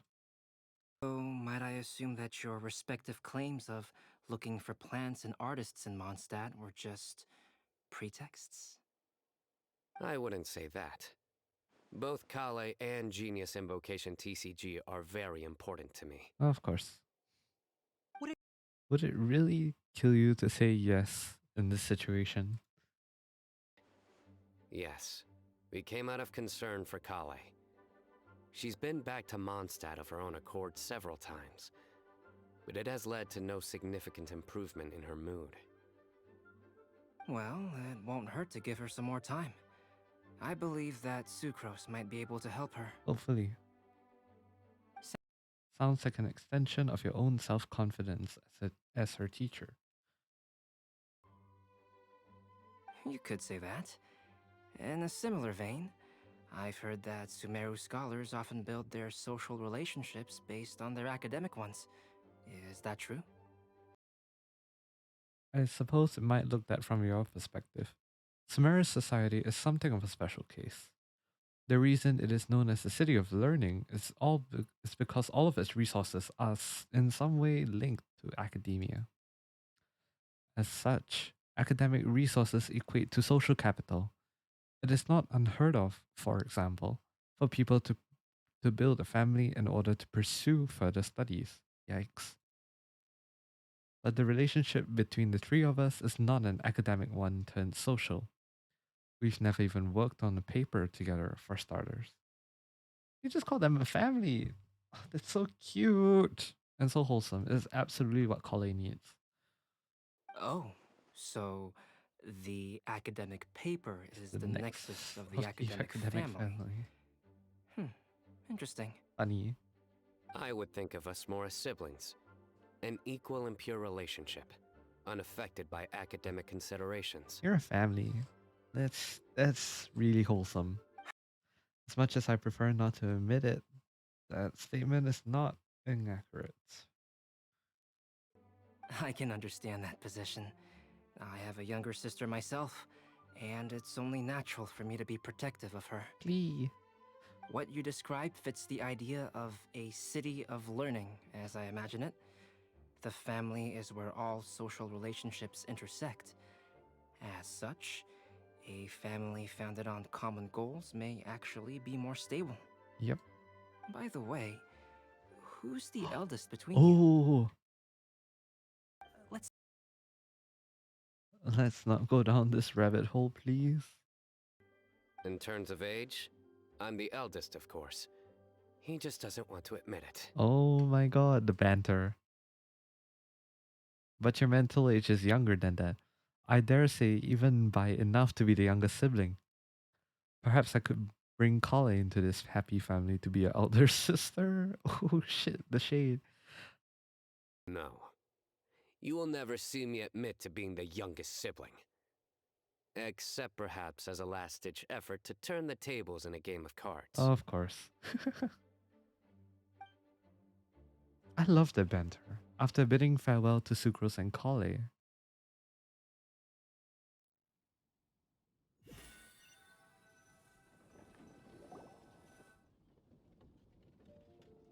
Guess we'll leave Collei and Sucrose to it. Fingers crossed all goes well for them. Now then, where should we go first? Let's try our luck at the bulletin board, shall we? A lot of people tend to show up there at some point in the day. Maybe we'll get lucky. Head to the Mondstadt bulletin board. They just have like a random bulletin board in the middle of the city. Oh, nice.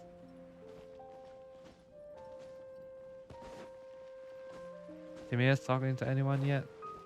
Nope. Oh well. Oh, Mika's here. Nice!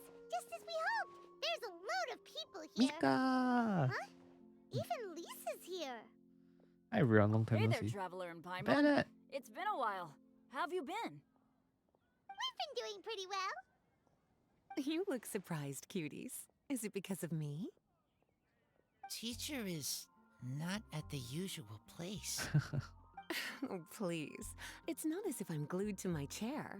I like to get out for a little fresh air every once in a while. Mika's here today, so I thought it'd be a good time to introduce him to Bennett and Razor. They're all out and about quite often, so it's helpful for them to get to know one another. That's pretty sweet. Hello, everyone. My name is Mika. Hi Mika, good to see you again. Absolutely loved you in 3.1. I look forward to working with you. No need to be so formal. We've known them for ages. They're cool. Windblume. Fun? Actually, we haven't gotten to the fun part yet. We've been busy investigating a prophecy. A prophecy? What kind? A good one or a bad one?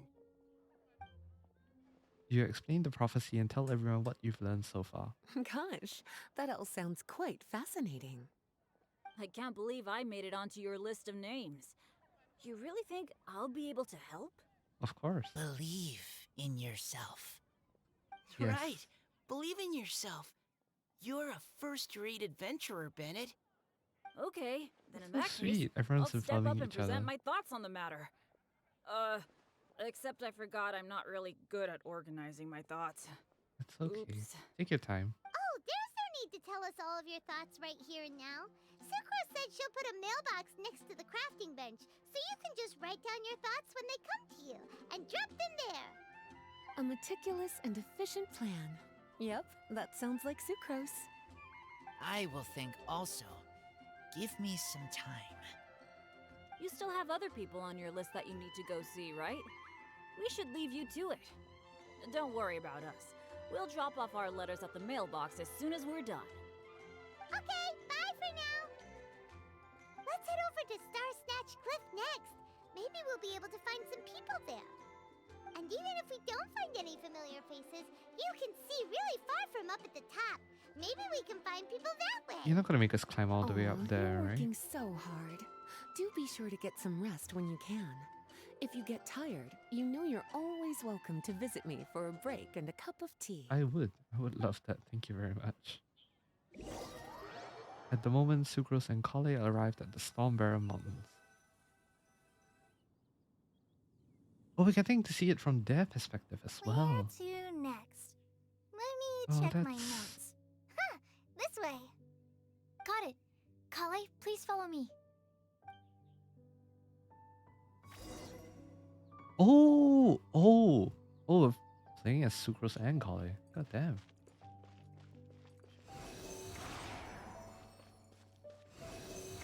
Pew pew. Boomerang. Can I just run away from it? Oh, okay. Not really. Oh! Wait, what's that? Hold on, never seen that before. See tree.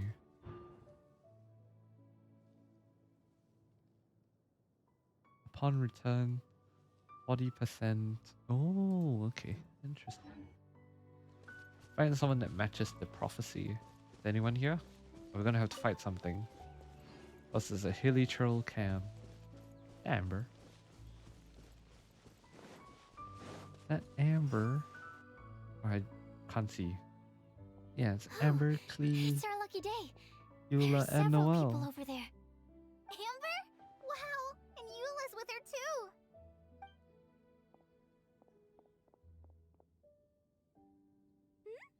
Oh, it's Sucrose! And Klee also spies the girl with the long scarf. Collei, we were just talking about you.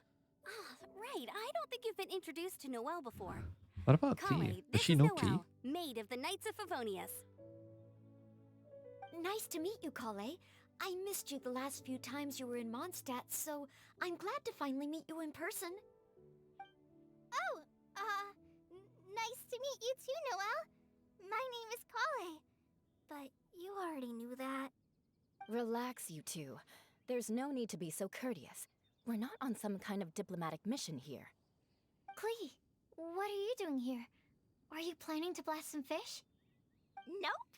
Klee's on patrol with the other knights. Wow. Huh. Now that you mention it, it looks like everyone here is a Knight of Favonius except for Collei and me.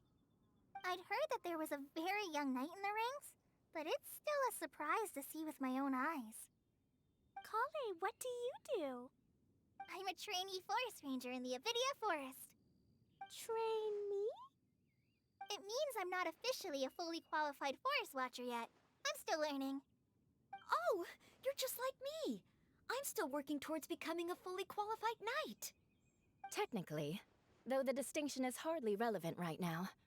This isn't a very formal patrol. We're just chatting. Don't panic, Collei.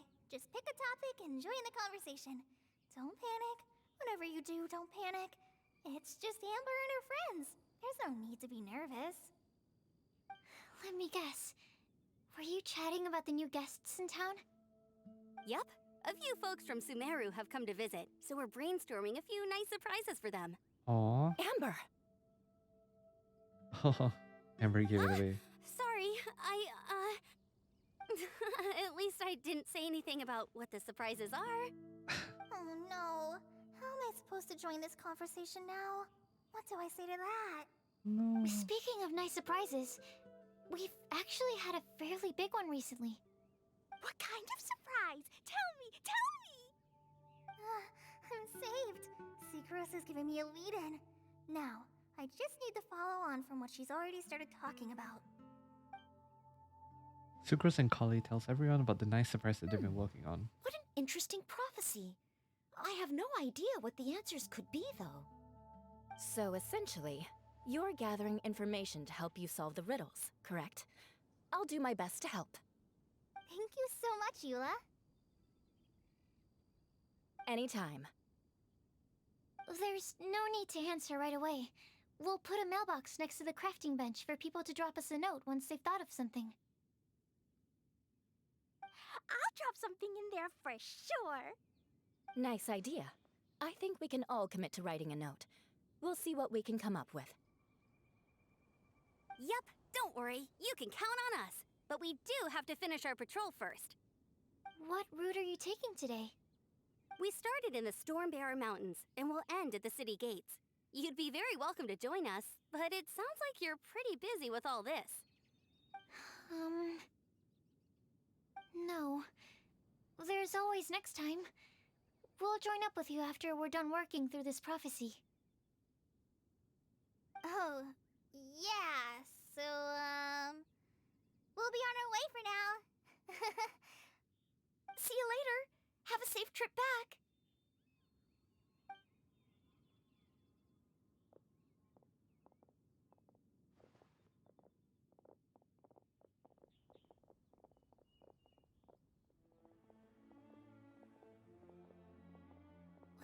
okay, Collei?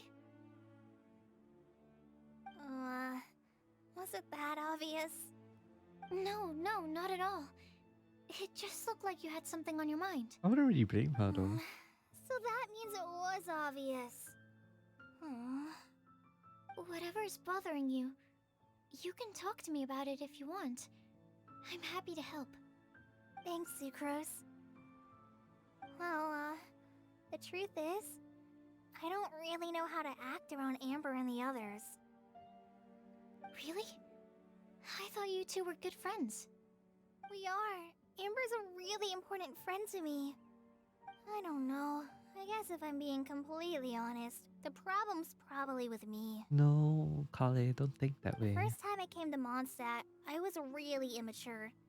I didn't want to let people in, and I was generally pretty awful to everyone. Amber was the one person who didn't give up on me, and if it wasn't for her persistence, I wouldn't have found a friend at all. Without Amber, I might not even be here today. And because of that, I really look up to her.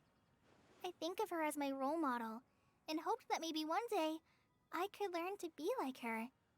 But after trying and failing for several years, I think I finally realized. I'm no Amber, and I never will be. But that's cause your own self. Looking back, it seems silly that I ever thought like that. We're nothing alike at all. My personality's so... weird. I always get so anxious and I overthink everything. Aw, Collei, don't say that. Sucrose? Would it be okay if I told you a bit about my past? Oh shit. The two girls come to a stop at the place with some lovely scenery. As the breeze picks up, Collei tells her life story, from her childhood to her recent recovery from Elazar.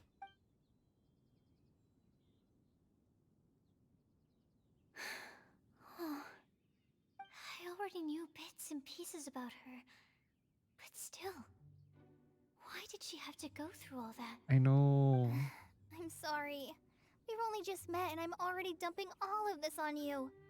This is why I get so frustrated at myself. I'm always doing this. I get into a spiral of self-doubt, and then I end up having to find somewhere to vent it all out.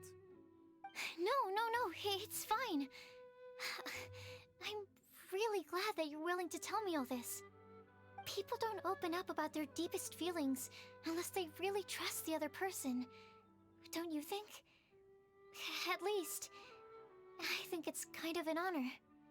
And, I mean... you've probably noticed by now, but I don't have the best social skills either. I always just end up talking about the things I'm interested in, and going on and on. But even so, you still listen to me when I talk my head off about alchemy. It's a relief to listen to you talking about yourself for once. If you hadn't told me all of those things, I never would have guessed that you struggle so much. Honestly, I feel like we're very similar people. Aww. Really? Yeah. Everyone has their own problems to deal with. I certainly do. All the feelings that you talked about just now, I totally get it. It takes so much more effort for us introverts to fit into a crowd. When you were saying about how you try to think about what to say in advance, and you're constantly terrified of saying the wrong thing and making things awkward, I relate to that so much. Oh, and also that part about studying under a genius. In fact, before meeting you, I'd never met anyone who seemed so similar to myself. Oh. I'm not very good at giving words of comfort or anything, and I'm not gonna tell you to just get over it or stop worrying about it. How about we just sit here for a little while? We don't have to force a conversation if we can't think of anything. We can just sit here together. Sucrose has stopped talking, but for some reason, this doesn't feel awkward at all. Maybe she's right, and we're more similar than I realized. In Sumeru, I always like to find a quiet place to just sit and watch the scenery. but it's always by myself. I never thought there'd be a day when I could do this with someone else by my side. Mondstadt's breeze is so gentle and soft. Hey, Collei. That's so sweet. See that cloud over there? Doesn't it look like one of my test tubes? Which cloud? I don't think so. Sorry. Then maybe we're not quite on the same wavelength on everything. At least, not when it comes to looking at clouds in the sky. Thank you, Sucrose. I feel much better after talking to you. Yeah, it helps a lot, doesn't it? I also vent to my flasks sometimes. The next time we get the chance, I have to show you my Tetratanic Sweet Flower and my Tetratanic Windblume. Your Tetra... what? 2 of my favorite things I've made. They're really cool. I think you might like them. Oh, okay. Yeah, you'll definitely have to show them to me sometime. I brought some crackers with me. You want one? There's cheese flavor or tomato flavor. Sure. I'll try the cheese one. Aw, look! They're enjoying the scenery together. Shall we go play with them? No, it's fine. Let them sit for a while. We're not what Collei needs right now. She needs a new friend. Someone different, who's never met her before. I don't get it. Is there a difference? There is. You'll understand once you're a little older, Klee. People can draw different kinds of strength from different kinds of friends. And right now, Collei needs someone that's just not the same old me. Wow. That's very wise of you. On the other side, the cold wind sings shrill across the face of Star Snatch Cliff. Go to Star Snatch Cliff.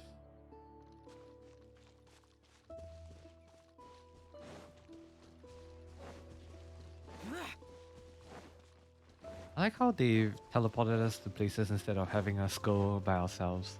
Because I know how infuriating that will be. Star Snatch Cliff! We made it! Paimon hopes we find someone we meet here. Help! Oh, I beg you, please don't let go! Oh, Rosaria. Who's that yelling? Let's hurry and take a look. Oh boy. I don't know if it's happening. Timaeus? And we also have Rosaria and Mona? Yeah. What kind of mishmash Oh, that's Timaeus. Whoops. Good question. What kind of a motley crew is this? It's been a while, traveler. Greetings, everyone, and happy Windblume Festival. You two are looking pretty good. I trust you've been well. Yep, we're definitely faring a lot better than this poor guy on the ground. Hey, please don't rub salt in my wound. I really have been trying my best. Aww. Oh, you're one to talk. If this sister hadn't grabbed you in time, then you'd have been seriously hurt, if not dead. I know. I really am grateful, miss. I can't thank you enough. Don't mention it. Just lending a hand. Quite literally. And had she not lent him a hand and pulled him up, he would have gone tumbling down the cliffside. Yikes. What happened? Did Timaeus almost fall off the cliff? Yes. Well, so what actually happened was I came to Star Snatch Cliff today to pick some flowers and ran into Mona on the way. She took a look at her scry glass and advised me to turn back because it would be dangerous. But you still came up here anyway? Well, yes, I did, because there's something I just had to do. Oh, I hardly think giving flowers to your crush is worth throwing one's life away for. It's rare to run into someone with a death wish in this area. I don't have a death wish. I just didn't think it would really come true.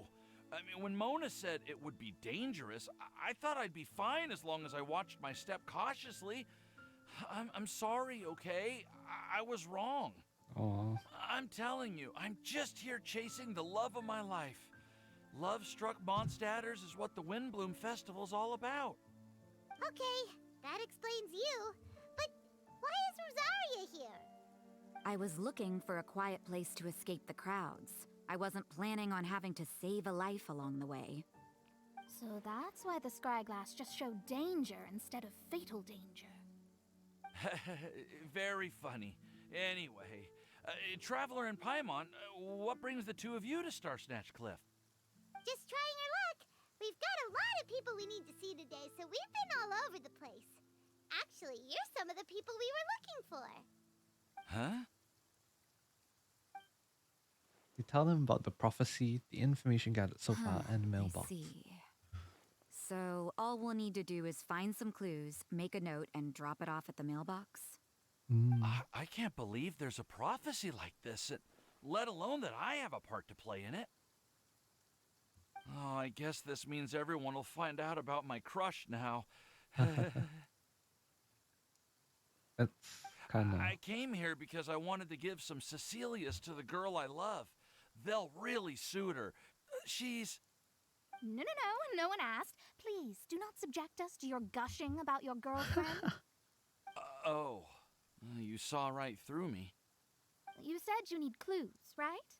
Well, in that case, Mona Magistus the astrologist will provide you with a personally handwritten letter. Just wait for it to show up in your mailbox. You can be on your way now. We won't keep you any longer. All right, then let's head back for now and meet up with everyone else. Bye for now, everyone. Timaeus, please try to be safe. Will do. This is all so embarrassing. Thank you both.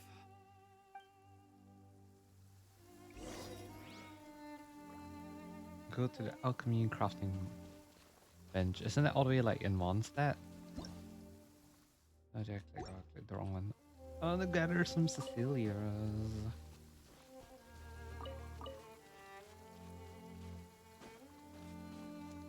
Ooh, you. Sharp. What do you want? What are you doing?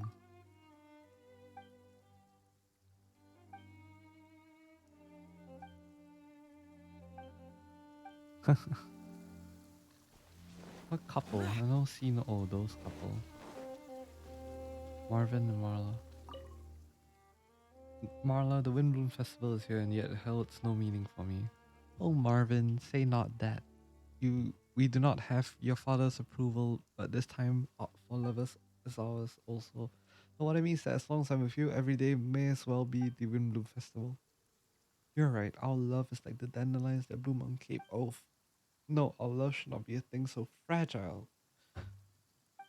No, I mean to say is that though the dandelions are scattered by the wild winds...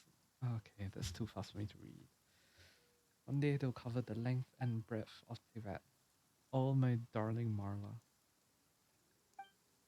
Oh, Marvin, my love. That's sweet, but also why? A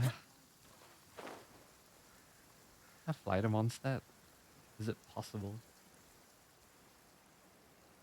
Go to the alchemy crafting bench.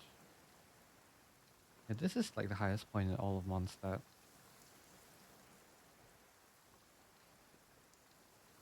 Oh wait, the city is further down that way, isn't it? I might hit the Statue of the Seven, but not the city. Yeah, the city is further down. Huh.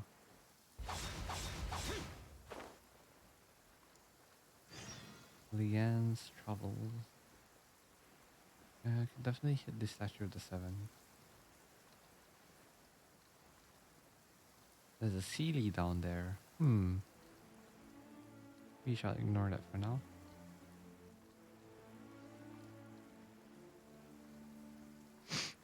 Oh, that's the city.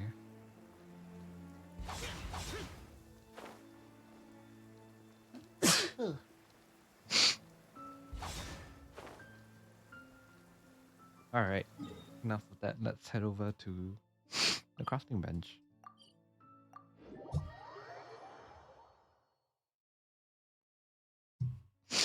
Oh, sorry guys, my nose.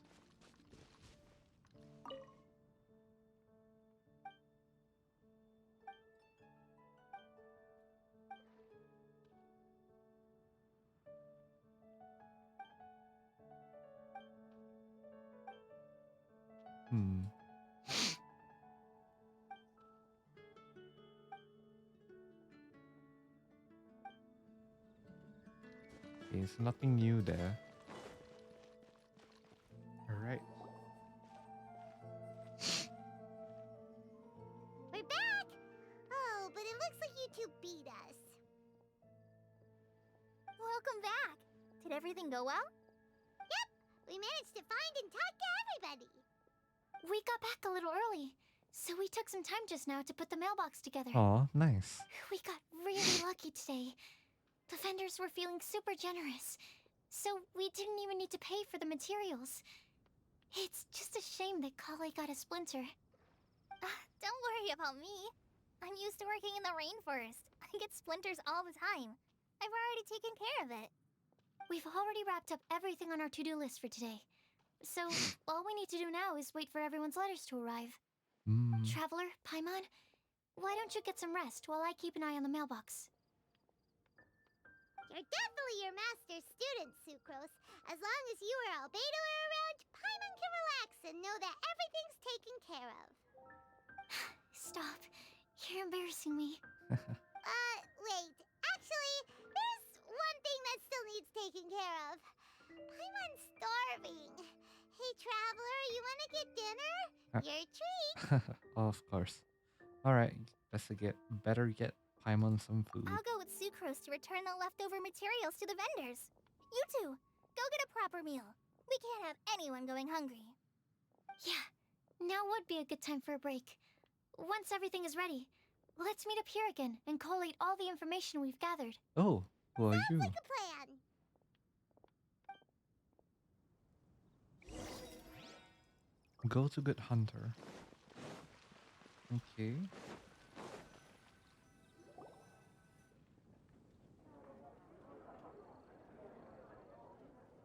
Paimon will have this one, and this one, ooh, and this one. Hear that? It's the sound of Mora pouring out of my wallet. Hey, Paimon's really hungry. And don't forget, Paimon's also ordering for you too. It's not like Paimon's gonna eat everything by herself. Now that Paimon mentions it, you realize that you two are nervous. Are ravenous. There's two of you stuff your faces. Oh boy. Ooh, Paimon is super full. Feels pretty good to just relax and take in all the scenery after all that great food. Is everything packed up and ready? What do you think about meeting up at 5 to go to my house? Yes, everything's ready. I've packed some great wine and smoked ham. Oh, your parents will love it. Ah, love. Ham? Look, we've known each other for quite some time now. Don't you think it's been long enough for you to remember that we only eat bacon in my house? Oh boy.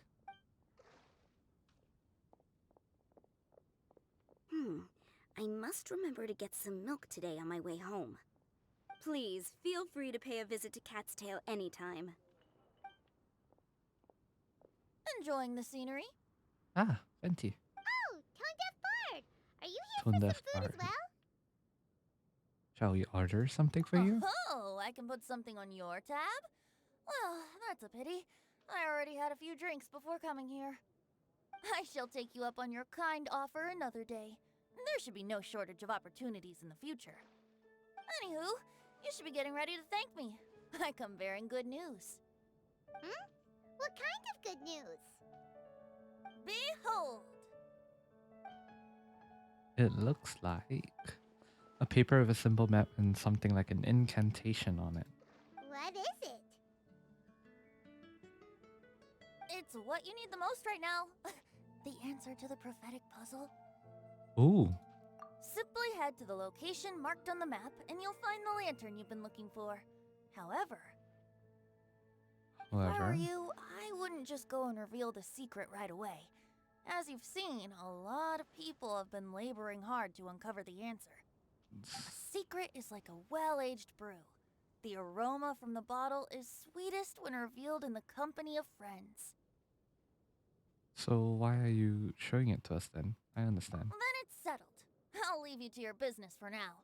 Feel free to find me for a chat again once you're done working through the prophecy.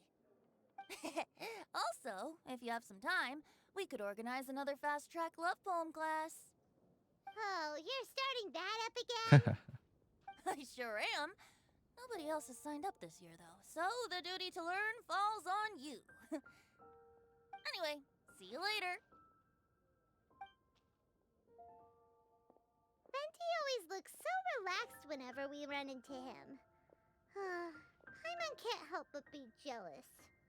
Excuse me, if you don't mind, could I chat with you for a moment? Oh no. Oh? Who are you? You may call me Scarlet. Hi, Scarlet. Just like you, I'm a traveler visiting Mondstadt from another land. Mind if I buy you a drink? That's kind of sus.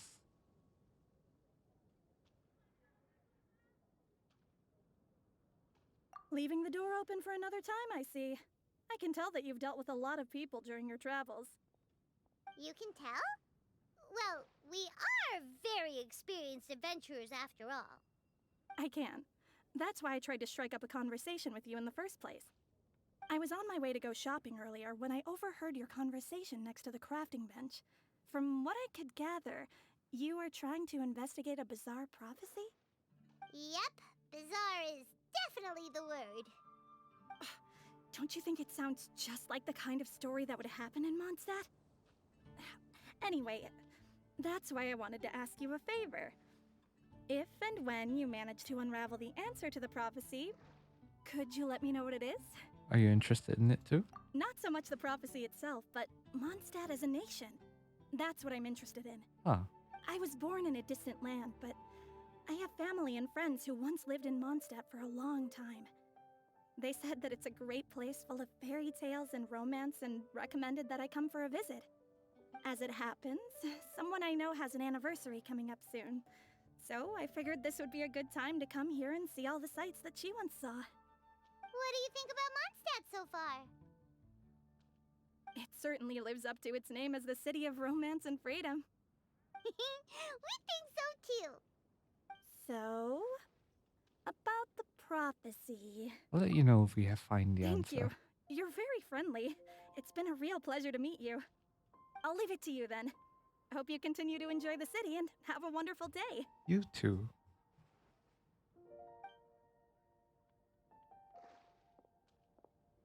She definitely isn't dressed like a local, huh? Where do you think her hometown could be? Please find me a flower that is not of this world, and a guide who will never get lost. Find me one who would never lie, as well as a legend that never ends. Rosaria?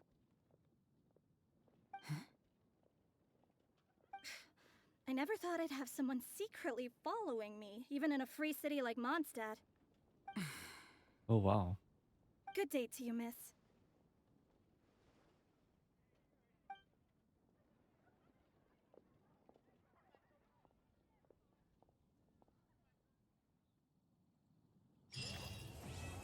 Oh, that was it? Wait till the next morning. And tease note. Let's have a look at that note, shall we? Spend the quest items. Where are you? New. Okay. 8 to 12 next morning.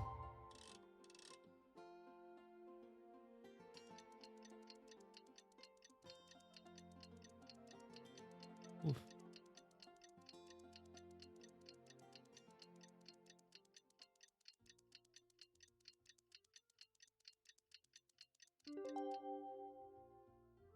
All right. It's time! It's time! Let's go meet Sucrose and Collei at the crafting bench! We're here. Hello. Oh, they've posted it up on a bulletin board of sorts. Traveler, Paimon, great timing.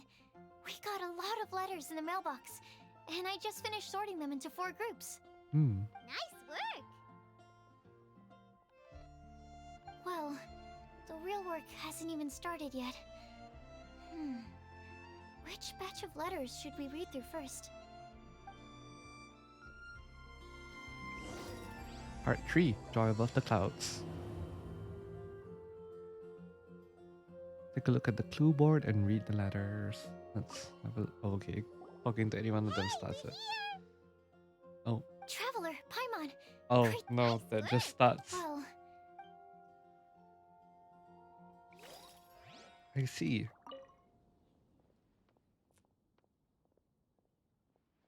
read letters about a flower that's not of this world. About the flower that's oh god, that's a lot. About the flower that is not of this world. Read Tighnari's letter. Oh, this is gonna be a long time. Alright. After our conversation the other day, I went over the prophecy's wording carefully. A flower that is not of this world sounds more like a logical paradox. Think about it. If a flower is not of this world, its existence cannot be perceived. However, if it can be perceived, it will not fit the description of the prophecy. As such, my view is that the riddle's answer doesn't have to be a real plant. However, I must also note, with all due respect, that the person who came up with this riddle may not know all the plants in the world, and I dare say that no one could make such a claim. From this perspective, you could even think of some rare plants as potential candidates for the answer. Albedo? A flower that is not of this world. Oh wait, it goes further down. Wait, hold on. Attached is a list of rare plant species. I've added a short description to each entry, and I hope you can find your answer within them. Best wishes to you, Tighnari. Albedo. A flower that is not of this world doesn't sound like an existing species or something I created through specialized cultivation techniques. With that noted, I believe we should think out of the box. After reviewing what I've learned over the years, I have now reached a conclusion.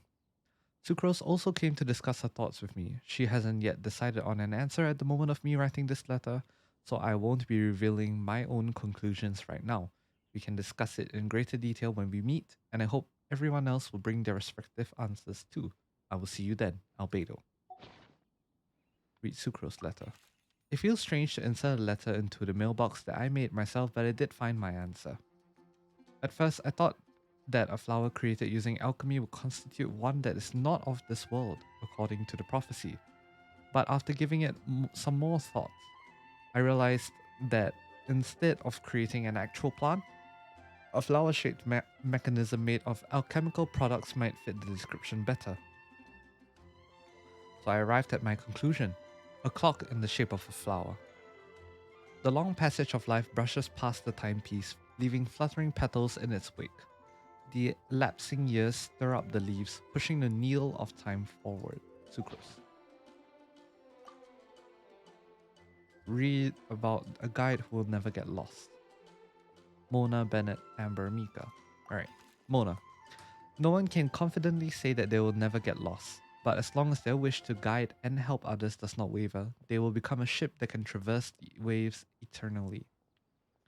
I didn't perform any divination before writing this letter, but I have a feeling that I will witness the truth behind the prophecy together with you all. So if you need me, just call on me at my place. I'll be there. Bennett. I've been thinking about this for a long time. Before you came to me with this prophecy, it never even crossed my mind that I could be a part of this. Well, as you all know, I'm probably the last person you'd think of when it comes to guiding others. I still have a long way to go, and I'm still trying to figure out how to peacefully coexist with everything in this world. But if you're asking me about who can be of help, my friend Fischl and her friend Mona, the astrologist, are both very knowledgeable and brave. I'd say they're probably the ones you're looking for. And that's my answer. Wishing you all good luck, Bennett. Amber? Guide is too grand a title for me, but I'd love to be everyone's friend. It's something I think I'm good at, and I'm an attentive listener, so do let me know when you feel lost. To use an analogy, it's like a torch out in the wild that will help illuminate everyone's path so long as it continues to burn bright. Everything written below is not meant for Collei. Dear Collei, if you're reading this, please turn away. I've been worried about Collei lately. She's recovered from the illness, but she still doesn't look all that cheerful. It feels like she still has something she can't let go of. Allow me to write down my wish here. I hope that Collei can uncover the secret behind the prophecy and find her happiness. Wherever she is and whoever she becomes, I'll always be her friend no matter what. We're not the savior and the saved, but simply good friends. Oh, that's sweet. Mika. I hope this letter finds you all well. I didn't expect to be asked such a question, which caused quite a headache at first. I only know how to guide people in the geological sense. But on the journey of life, I'm still the lost kid who needs the guidance of others. But upon seeing your question, I immediately knew what I can help you with. I tried drawing a map showing vegetation distribution for Mr. Tighnari and Miss Collei, as well as a dragon spotting calendar for Mr. Sino. Both are attached below. In the next few days, I will need to patrol with the captain and draw maps for Miss Lisa, so I can only support you with my well wishes. My apologies. Please forgive me. I hope the map and the list will be of some help to you. Oh, that's so sweet, Mika. Alright, about the one who would never lie. Sino, Rosaria, and Razor. Sino. You are correct to assume that I seldom lie. This has to do with my upbringing. As a desert dweller who has been living within the academia since my childhood, my unusual identity makes it hard for others to trust me, and it would have been harder still if I was not honest. As a result, I learned to talk less and speak no more than what is necessary. Uncovering the secret behind the prophecy may come with its perils. If you need someone who would never lie, I can join you. Rosaria. I must make one thing clear. I'm not someone who would never lie. After hearing your question, I thought about many things in the past in earnest and recalled many occasions upon which I lied. I often make up excuses to avoid choir practice. I also tell white lies too. Sometimes to make myself happy, and other times to allow myself to give up on some struggles. The nicest lie I've ever come up is with the one I told Varka, that I didn't want to stay in Mondstadt. Varka responded with another lie, and that was his advice to me. Your current abilities are not suited to life beyond Mondstadt's borders. I can't be the answer to this question, but I suggest that you consider what never lying actually means. Does it mean to never deceive or to never lie with ill intent? It's a pity that I'm not. Oh, whoops. It's a pity that I'm not the one you're looking for, but I believe that someone who meets the requirements will turn up. Good luck. Razor. Oh, it's a short one. Very on brand. I asked my teacher Lisa to write this letter. It's much better than the ones I wrote. Many thanks. I don't lie. I trust you. Come to me when you need me. I'll always be there for you, Razor. Oh, on point. Read letters about a legend that never ends. Read Lisa's letter. Legends were created by humans. In that sense, no legend endures forever, and all stories must end in regret someday. But as long as a good story lives in people's hearts, it does in some way live on forever. That's the conclusion I've come to after years of reading anyways. Best of luck, little cuties. Lisa. Clee. Mom writes travel guides, but she did have friends who wrote fairy tales, so Clee's heard a story its authors spends their whole life writing will always be a good one. Read Collei. I think a legend that never ends should be a story filled with hopes and dreams. It works like a baton that's being passed from one person to the next, offering something meaningful to everyone that it touches. I was once greatly encouraged by such stories, so I think I'll be going with this answer. I think we're done. Stop reading. That was a lot. Talk to Sucrose. Ah, my bad.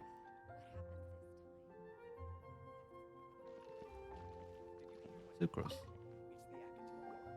Let me quickly summarize what we found out about a flower that is not of this world. Tighnari believes that on closer examination it might be logically paradoxal, while Albedo says that his answer would be better discussed at length in person. As for my answer, I think a clock in the shape of a flower would constitute one that is not of this world. Yep. Here's what we've gathered regarding a guide who will never get lost. Mona said that she'd like to join us in uncovering the secret behind the prophecy, while Bennett suggests Fischl, Mona, or the Traveler as potential candidates. Mika didn't submit much, but he did draw a vegetation map for Master Tighnari and wrote up a dragon spotting calendar for Sino. Amber also wrote in. She said that she sees herself as nobody's guide, but everybody's friend. As for one who would never lie, Rosaria removed herself from consideration, but both Razor and Sino are willing to support us in our search. Yep. Timaeus seems to have forgotten to write to us.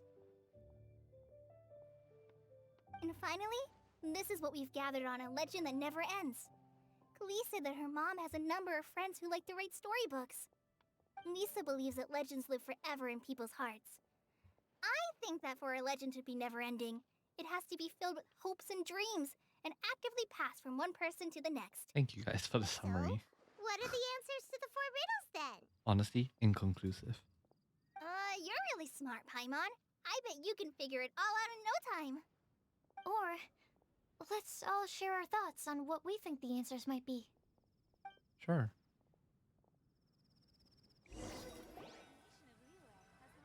Wait! Wait for me! Oh, Timaeus. Oh, Timaeus! What brings you here?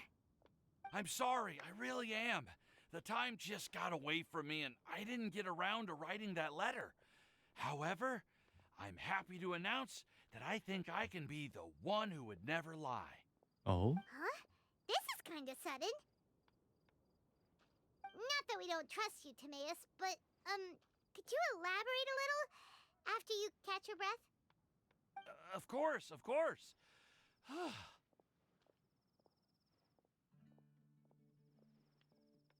Do you still remember the time I, collaborated with a certain Miss Ying-ar? Remind me? Well, basically, she helped me out a lot with my research into potion making once. Actually, it sort of rings a bell. Stayed in I touch can't through remember where letters this ever came from. since. Wait, so Ying-ar is the girl from Liyue that Sucrose mentioned earlier? Oh, damn. We always assumed you were hard at work every time we saw you at the crafting bench. So you've just been writing letters to Ying-ar the whole time? Oof. No, well, I mean, not all the time. I've done some work too. And anyway, our correspondence covers a lot of serious topics, like perfumes, potions, alchemy. Uh-huh. Anyway, a few months ago, I made a vow to the heavens that I will be true to myself and never utter an insincere word until the day that I've managed to win Miss Ying-ar's heart. So, at Star Snatch Cliff, you were picking Cecilia's as a gift for Ying-ar? Well, that's right. The Cecilia flower is said to represent a once wayward heart transformed by the power of love. I couldn't think of a better flower to give than that. I know full well that Miss Ying-ar is far more knowledgeable than I in both the ways of the world and the ways of our craft, but I thought I should make the effort for once and put myself out there. Which brings me to the subject of the last few days and the Windblume Festival. I thought it was time for me to invite Miss Ying-ar to Mondstadt. But yesterday, Albedo told me that Sucrose has been working hard to help another girl achieve her dream. Hmm. And when I went to take a look at our roster, I saw that she'd done my remaining work for me. I feel incredibly guilty. I've been spending all of my time in my own fantasy world while everyone else has been bending over backwards to help other people. How could I ever hope to be worthy of Miss Ying-ar's love if I'm so selfish? Oh, Timaeus. And that's why I've decided to join you. Oh. Oh, shit. But then what about Ying-ar? Yeah. Haven't you been planning this for over a month now? You said you were gonna invite her to Mondstadt. Well, yes, I did mention in my letters that I'd like her to visit, which is why I just sent her another gift with my hand-picked Windblooms, along with a handwritten letter. I explained that a matter of great importance has presented itself to which I must devote my full attention for the time being. As soon as it's resolved, I'll make haste to Liyue to pick her up in person. I made sure to package the gift and letter with the greatest care. All I can do now is hope that she'll understand. Point being, please know that I sincerely want to support you in this endeavor. Plus, I think I'm an honest person. As far as I recall, I don't think I've told a single lie in my life. Well, you certainly convinced Paimon with that speech. Don't worry, Timaeus. We won't let your determination go to waste. Thank you, Timaeus. Thank you, everyone. I promise to do everything I can to help. Okay, so it looks like we found our one who would never lie. Great! Let's victory! Nice. After some discussion, the group decides on a final pick for each part of the prophecy. Okay, Paimon will do the honors. Ahem. Oh, everyone's here. We have with us here the flower, the guide, the legend, And Timaeus. Why did you only say Timaeus' name? You should say my name too. Alright. We also have Klee. That's me! Of course. With Klee here, this all somehow feels like we're getting ready for a field trip. There's nothing wrong with a more relaxed atmosphere, is there? Albedo, have you figured out what your answer is? Of course. We will soon see if my hypothesis has any merit. Sure. Actually, I'm still feeling a little nervous. Me too. But weren't you all fired up just a moment ago? Yeah, you're right. Okay, let's do this. Actually, I'm a little worried too. Deep breaths. Deep breaths. I know what you're feeling. Saying anything becomes so much harder when there are so many people watching. Well, does anyone know the exact location of where we're headed, or should I do a reading on my scry glass? We know. According to the prophecy, once we've figured out the answer, we should test it at the Lantern of Utmost Joy. Wait, but where is this lantern? Oh, we know something about that. I've already found out where it is. What? Both Sucrose and Collei just... What? They make up a story about how you discovered the location by divining the wind. That's amazing. You really know how to do everything under the sun. Then we'll let you lead the way. Follow me. This is it! We're off to find the sacred location of the Lantern of Utmost Joy! Let's go. Go to where the Lantern of Utmost Joy is. Joy above the clouds. It's at Falcon Coast, as always.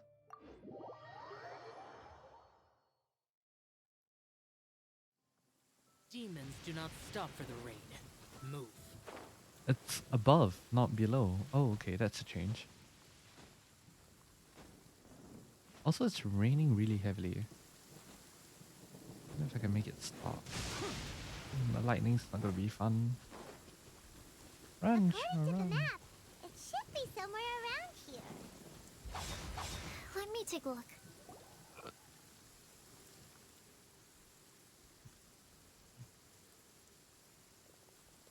Aww, I don't see any lanterns here. Neither do I. Now that I think about it, the prophecy didn't say anything about what the Lantern of Utmost Joy actually looks like, right? Maybe we've overlooked something? Traveler, are you trying to figure out something else from the paper? Exactly. Venti's note here says we should look up and seek the answer from the sky. Paimon's reading too! Huh? It says to look up. But it's raining. But there's nothing above us! The wind didn't trick us, did it? The slip also says now you should recite the incantation. God, I can't pronounce. Squirrel on the back of the pointy-eared cat, And and a pious puppy will open the doors to show you the way. Huh. Paimon read the whole thing out loud, but nothing's happening. That's what you say, but something is happening. Look! The wind is blowing! Oh. What a strong wind current. Let's write it up and see where it leads us. Huh? We'll have to fly up there? Can someone carry me with them? Of course. Here.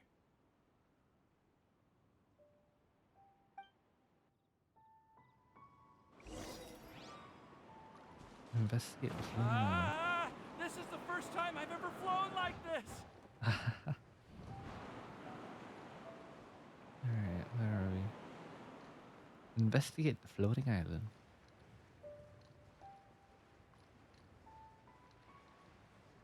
Seems like a tea party. Oh boy.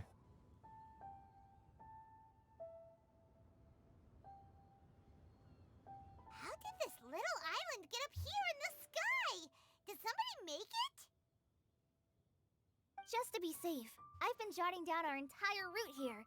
this way. No one will get lost. Nice. Oh, good thinking, Collei. Who would have thought we'd find this kind of table here? Weird. It's almost as if someone was holding a tea party. I love tea parties. I never would have guessed that such a place could exist. Right above Mondstadt, too. Wow, look at that pretty lantern on the table. There's even a chair for each side of the lantern, too. There seems to be something on the back of this chair. Let me have a closer look. Take your seat, present your answers, and you shall reach enlightenment. Well, as far as instructions go, I guess that's simple enough. So we just need to do as it says, right? Wait a second. Huh? What is it, Albedo? We'd better make sure this place is safe before taking our seats. Everyone, please stay clear for a moment. What are you doing? Everyone watches. Oh, he does an investigation of this Questions place. and doubts aside, the scenery here is pretty amazing. It'd be impossible to feel stressed here. How is everything, Albedo? Everything seems to be fine. I didn't find any traps or suspicious mechanisms. But I also couldn't find any overt destructive devices. Huh? What do you mean? Well, it seems that wrong answers won't have any catastrophic consequences. Looks like we'll have to sit on these chairs and fulfill the prophecy. Everyone, I would like to suggest that we try some risky answers on our first attempt. Let's reserve our most confident answers for the second round. That sounds kind of smart. But why? Ah, I get what he means. If we do as he says, Might then figure we out how may the be able to puzzle figure out how the puzzle works. I see. Smart. That makes a lot of sense. Mona, is there something wrong? You're not looking too good. Oh, are you hungry? I brought some snacks. How thoughtful. Thank you for offering, Klee, but that's not quite it. While Albedo was checking just now, I gave my scryglass a spin, hoping to find some information. But there's a strange aura to this place. It's almost as if someone has been staring at me as soon as we stepped foot in here. But if nothing here has actually been physically tampered with, then no. Could that person be? Master? Mona just shivered. Did she sense some kind of great What power? do you mean, Mona? Who could it be? I wonder. Never mind. It's not like I've got any proof. Don't leave us on the edge like this, Mona. I'll just do what Albedo said. Yes. Let's test the hypothesis together, Klee. Come on, join us, Mona. Oh, all right. Okay, then I'll answer the first question. If someone were to ask me to find a flower that is not of this world... You can do it, Sucrose.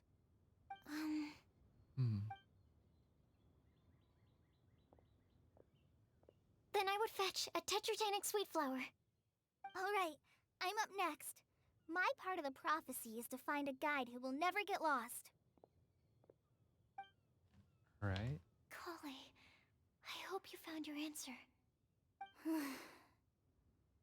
My answer is that I will be that guide. Oh. For a long time, I have been guided by others. It's taken me a while, but I finally made it to where I am today. Nice. Although I still haven't made a name for myself, and I'm still quite immature, I would still like to put my name forward. Because I would like to become a guide that can help others. I want to help others the same way Amber, Master Tighnari, Cyno, and everyone else helped me. Now it's my turn to pass on the gift that I've been given. That's so sweet. All right, it's up to me to answer the third part. I'll submit myself as one who would never lie. Although I've never really had any other virtues or talents, I'm confident that I've always been an honest person. I'd like to thank everyone, too, for giving me this opportunity to validate myself. And last but not least, I will answer the final part of the prophecy. There's no tale more befitting the title of a legend that never ends than our fates as human beings. Wait! The lantern just lit up! Ooh. Whoa! All 4 sides of the lantern are glowing! Huh? But... All we did was submit a bunch of test answers. Collei, could I ask you to stand up for a second? Oh, alright. Oh, okay. Huh? What's going on? Why is it lighting up regardless of who's sitting in the chair? Didn't it say we have to answer all the questions correctly? It's pretty clear now, isn't it? We've just proven that there is no right answer for this prophecy. No right answer? But how could that be? Although the instructions had come from an old and enigmatic prophecy, it is in fact nothing like the ancient mechanism that we had all imagined it to be. I believe the lantern only serves as a simple signal. Oh. Scarlet? And to think, I never expected you to actually find this place. What? There's someone else here? We meet again, traveler. Scarlet. Hey! You're that Outlander we met the other day at Good Hunter! It's all thanks to you that I was able to find this place. Good thing that you were too preoccupied with the prophecy to notice someone tailing you from the shadows. Oh, is that so? Good. Then, why do I spy yet another person following in your shadow? Of course, it's Rosaria. Wait, really? There's no need for pleasantries. You should know I'm here for you. Is it just because I'm a visitor from abroad? I was there when you snuck your way into Marjorie's place. Oh. Huh. So you had your eyes on me even then, huh? That was 2 whole weeks ago, you know. Who are It's you? hard not to notice you when I'm on duty every day. All right. In that case, I'll admit it. I was the person who slipped this prophecy into the storybook. Oh. Huh? But why? Okay. Then, does that mean this wasn't a real prophecy after all? Don't worry. Even though you probably have plenty of reservations about me, you can be sure that the prophecy is genuine. In fact, many of you here today may have heard the code name of the one who left the prophecy to me. Ooh. She hailed from an ancient assembly of powerful women, each of whom used a single letter to signify themselves. Who would have guessed? It seems that power was indeed left behind by the old hag after all. Huh. Ah, so you're B's student. B? It's an honor to meet you. I am Scarlet, the successor of Jay. Huh? Well, what are you talking about? It's a long story, but I'm not quite sure that I'm the best person to tell it. Hexenzirkel? Since you've all spent so much time and energy trying to decipher this prophecy, you must also be very interested in the secret behind this lantern, no? The lantern has already been lit. Now then, please allow me to disturb your happy peace. Huh. Why did this little thing just light up? How strange. Alice? Hello? On the other side of the lantern. Alice? Can you hear me over there? Mom? Oh, I hear many youthful voices. Madam, I am Scarlet, the successor of Jay. Oh, since we've last gathered, Jay's successor has already become so reckless and bold. Unbelievable. That's a surprise. Wait. Why are you talking just like the old hag? Old hag? Who would dare say that? Is that Mona? Who are you? Who dares imitate my master? And what of imitation and mimicry? It has always been a fool's errand to mimic and learn from humanity. Oh, it's Alice. I'm here too. Hi, Alice. Mom, why are you trying to talk like other people? So I see everyone's here. Well then, my warmest greetings, everyone. Miss Alice, why would you... Well, it's been many years since this lantern last lit up. You can't blame me for thinking that one of the old friends from my youth may have decided to catch up again. Why she sounds so coy all of a sudden? And if I recall correctly, we left this lantern in the care of the Animo Archon Barbados. You must be commended for uncovering an artifact entrusted to the god of wind himself. Tell me, are you sitting around my beloved tea party table? Yeah. It's a really long table. Oh, so you are. I suppose this means even the Animo Archon has granted you entry to this place. Was all of this Scarlet's doing? I'm so confused. Wait. Paimon's completely lost now. So what was this assembly you were talking about earlier? Oh, Miss Alice, would it be all right to leave the explanation of that to you? Please explain. I'm confused. Well, you should be rewarded for making it all the way up here and activating the lantern. Now then, let me tell you a long and ancient story. Ever heard of the Hexenzirkel? Ooh. As the spooky name suggests, it's a secret society. Once upon a time, it even challenged the Animo Archon himself. But he replied, "Let us make music, not war, and resolve our conflicts through song." From then on, the mages would only ever convene in the woods, in the skies, or on the edges of cliffs. At these tea parties, they discussed their stories and secrets and resolved their differences, as the tea and cakes bore witness to their pledge never to fight amongst themselves. Yesterday, I snuffed out the life of my beloved. He had grown old and was extremely sick. He loved me dearly, so I took his fate in my hands and ended his pain. I'm raising a son. Of all the children I had, he's the only one left.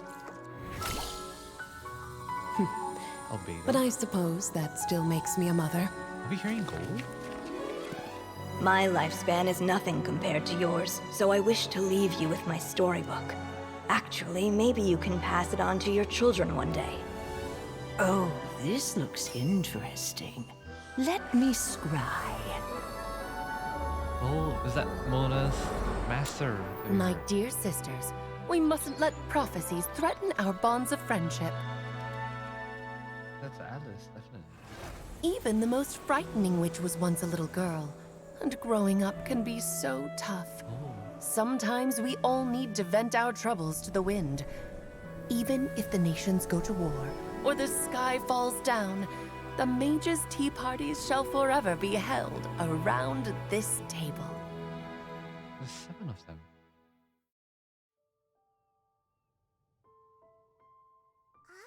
So this is where the legendary mages held their meetings. That's right. We often met here to chat and have tea. Then, what about the part saying that if we light the lantern of utmost joy, we'd receive a supreme blessing? About that. I never expected anyone other than Jay to actually read the full contents of that prophecy. Of It's course. a little embarrassing. The truth is, that prophecy was actually just a letter that we sent to Jay as a group the day before her wedding.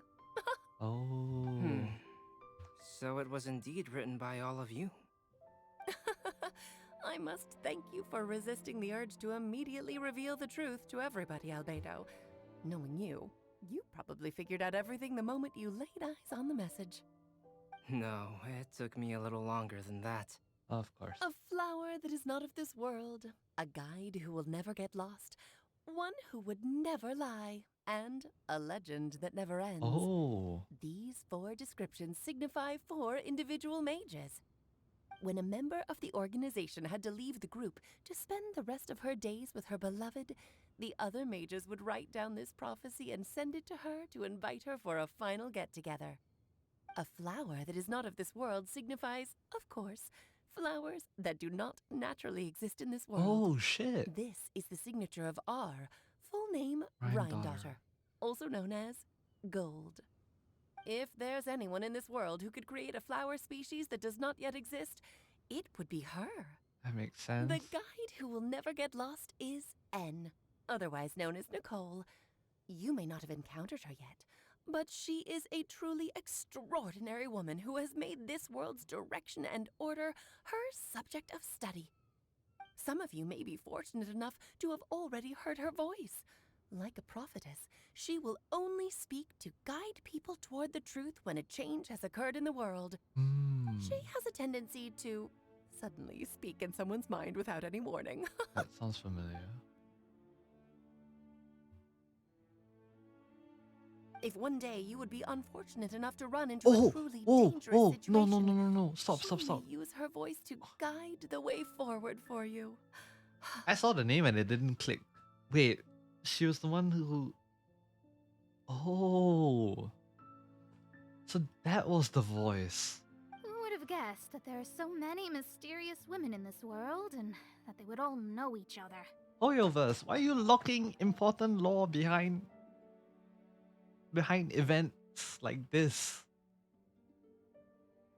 I just realized the impact of that statement. Oh my god. Oh jeez. We're getting so much lore, but it's always locked behind events. Why? Why? The one who would never lie is me. I hope no one would take offense. It's just that I, Alice, or A for short, have always had a soft spot for those with sincerity and candor. As for a legend that never ends, you may not know M in person, but you've likely encountered one of her works. Have any of you ever read The Boar Princess? Huh? I'm pretty sure every child in Mondstadt has read that book. It's also one of my favorite stories. M was an exceptional human writer who used her prose to teach me the meaning of grief. Don't you think such a person would deserve a seat at the mage's table? That's I'm fair. getting more and more lost. It may sound hard to believe, but I can attest to everything that Alice has said. Jay was also a mortal who aged and passed on, leaving her title to her students and followers. Alice, you've never acknowledged any of Jay's successors. It's now been centuries since the first of us took on her mantle. I've always wanted to meet you. Do you also want to become a mage? Title aside, I think I'm more interested in the meaning and purpose of the Hexenzirkel. Oh, please, I spill. used to think that the Hexenzirkel was a group of women who could control the very fate of this world. But now, I've seen for myself that besides Jay, many other ordinary people were also among you. Do you think less of us now? No, not at all. My interest has been piqued, and I'm now even more drawn towards the idea of becoming a mage. You're right. I've never acknowledged any of Jay's successors, but you are different. You are much more fascinating than any of your predecessors. Oh, has someone finally piqued Aunt Alice's interest? Now is not a good time, Scarlet, but as soon as I am able, I will seek you out for a meeting. I want you to tell me all about Jay's married life back in her hometown. So the mage who received the prophecy letter from all of you was Jay? She left the Hexenzirkel after getting married? Precisely. There was only one way the letter could have been interpreted. She would have known what we meant as soon as she saw the message. We were just asking one thing of her. Please come to see us again. Before you go and settle forever with your happiness, please come share some of it with your best friends and sisters. So, Aww. the supreme blessing actually meant... All journeys are fleeting and will eventually come to an end. What will give us the most fulfillment and happiness in the end are those who will greet us at our journey's destination. Dear child, I believe you can also understand what I am talking about. We women will always have many troubles and encounter pains and frustrations that will keep us up at night. But no matter how hard things may become, we will cross mountains and oceans to see our best friends again, regardless of how many years have passed or how far the distance may be.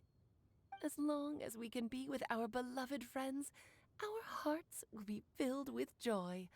to us mages, that's what being supremely blessed is all about. Aww. Oh. I still don't get it, but I do know that all the mages are Mom's best friends. If you ask how I see it, the Hexenzirkel is just a group of ladies that I spent my youth with. Anyway, I'll introduce some of the other members to you all later.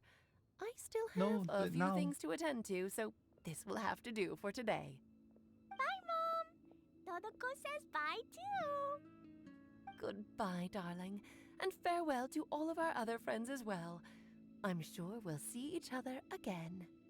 Oh, now that I think of it, isn't it getting close to that time of year? What time? Yes, it's Windblume again, Alice.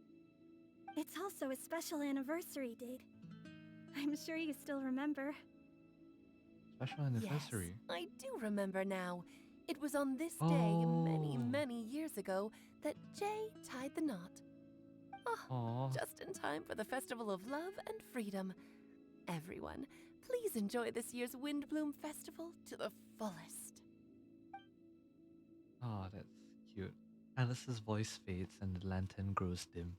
It is once again just another piece of decor. For a moment, everyone looks lost in thought, but soon, chatter begins to fill the space once again. Before long, everyone spreads their gliders to return to Mondstadt. Whoa! Ah, Albedo! Why didn't you tell me we'd have to glide all the way back down? I'll sit.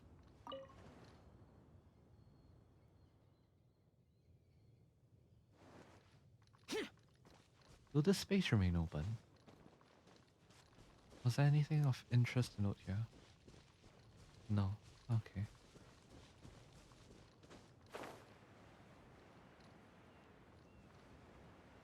So it seems like the island is free for us to visit.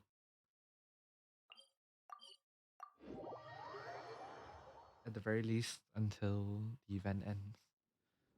Right, Mondstadt, here we are.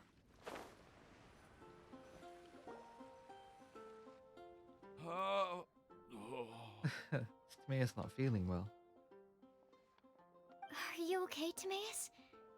Maybe you'd feel better if you just, let it out. I'm fine, I'm fine. I'm just a little glider sick, that's all. You may want to look into getting your own gliding license when you have the time. It might prove helpful to you. Okay. Sure thing. It sounds like you've still got something on your minds. Why don't you tell us? We're all happy to listen. It's nothing, really. It's just... Well, Alice's story was really interesting and romantic. I won't argue about that.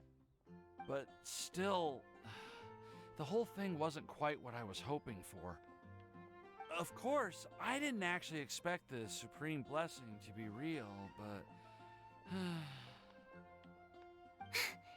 Don't say that.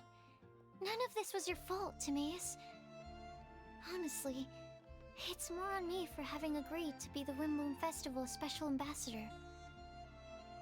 Had I not asked for everyone's help... If anything, it should be my fault for finding that prophecy. No, it's not your fault. No, I didn't mean to blame the two of you either. I just feel like this whole adventure didn't really end on a high note, and we also didn't really get anything out of it. But I'd say we still learned something new. Well, that aside, Timaeus, you still need to go to Liyue to apologize to Yinger, right? Do you want Collei and I to accompany you? Oh, Miss Yinger. Well, I mean, I just really don't want her to get mad at me. Now that I've come back to my senses, I really don't know what I should do. Hey, you three? You may want to look over there. Is that Yinger? Oh shit, she's in Mon. Huh? Miss Yinger? Oh, so that's Miss Yinger? I've never met her before. I remember the perfume class. And she actually came all the way to Mondstadt. I am so sorry, Miss Yingar, but how did you... I mean... Are you so happy just to see me? Of course he is. Of course I am. I'm so happy that, I don't, sorry, I don't know what to say. I was ready to give you a harsh scolding, but now that I've seen you like this, I suppose I could let you off the hook this time. You said you couldn't come to pick me up because of a very important matter, right? Well then, of course I had to come and find you instead. That's sweet. Should we go see how they're doing? No, leave them be. I wouldn't. You'll get hit by a forest boar if you interrupt a couple's romantic conversation. Oh, really? We'll just leave them alone then. Good choice, Paimon. They look quite happy. Maybe that's what Windblume's all about. The adventure has come to an end, everyone bids farewell, I and am soon so not only... glad to see Timaeus find his happiness. Too fast, Voiceovers. Too fast. I have to say, I'm even more envious of you, Sucrose. You can be happy just to see others happy, and you gave me so much help without any expectations in return. Even though you said that we're very much alike, I still feel like you have a much bigger heart than I do. But if you say that, then I'd say I'm also nowhere near as brave or tenacious as you. I guess we have the same amount of positive qualities. They're just spread over different parts of our personalities. I've never visited Sumeru, or made many friends from outside of Mondstadt. I'm happy just to have met and become your friend. Maybe I'll get shy and flustered when I meet other people I don't know in the future. But that's okay too. Since we are so alike, you probably get what I'm trying to say. You just need to believe that all of your issues aren't really issues at all. But isn't it too late now for me to learn to accept myself? No, never too late. Well... Do you know anything about the blooming cycles of Cecilius? I may have read about that in a book before. That's a topic that my parents used to talk about back when they were still dating. Surprising, right? To think that people would talk about that while on a date. My mom brought it up at dinner one time last month. She called my dad the most boring man she knew, and said that he even turned up late to a date once. All with a smile on her face. But she also said that learning is just another part of life. It's never too late to start something, as long as you recognize that it's something good for you to do. Why don't you give it a try, Collei? Okay, I'll try my best. They're really having a great conversation. Paimon can't even find a moment to join in. Well, isn't it great that they're getting along so well? I nearly forgot. This is for you. This texture. Are these seeds? Yep. I believe I mentioned my sweet flower research to you before. These are the seeds of the sweet flower cultivars that I've worked on. It's nothing too special, but they're the best cultivars that I've made. So, I really hope that you'll like them. Aww. They're super sweet and easy to grow and keep. I'm also submitting them as my Windblooms for this year. I wish that the Anemo Archon could also see how lovely they are. He will. Thank you. I'll plant them in the Avidia forest and take good care of them. Collei, please take these notes with you. I've heard that you've been working hard on your studies, so I've prepared some study materials for you at Sucrose's request. Feel free to look through them whenever you can find the time. Mondstadt's doors will always remain open to you. Thank you so much. Really, I don't know what to say. I'm just really happy. Ah, Sucrose, now's your chance. Didn't you want to collect a breath of joy?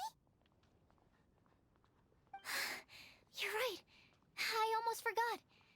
Collei, Can you exhale once into this test tube? I will Was the first save this time I breath of remembered joy that I thought and about use it in my entirely. research. Oh, really? May I? Of course.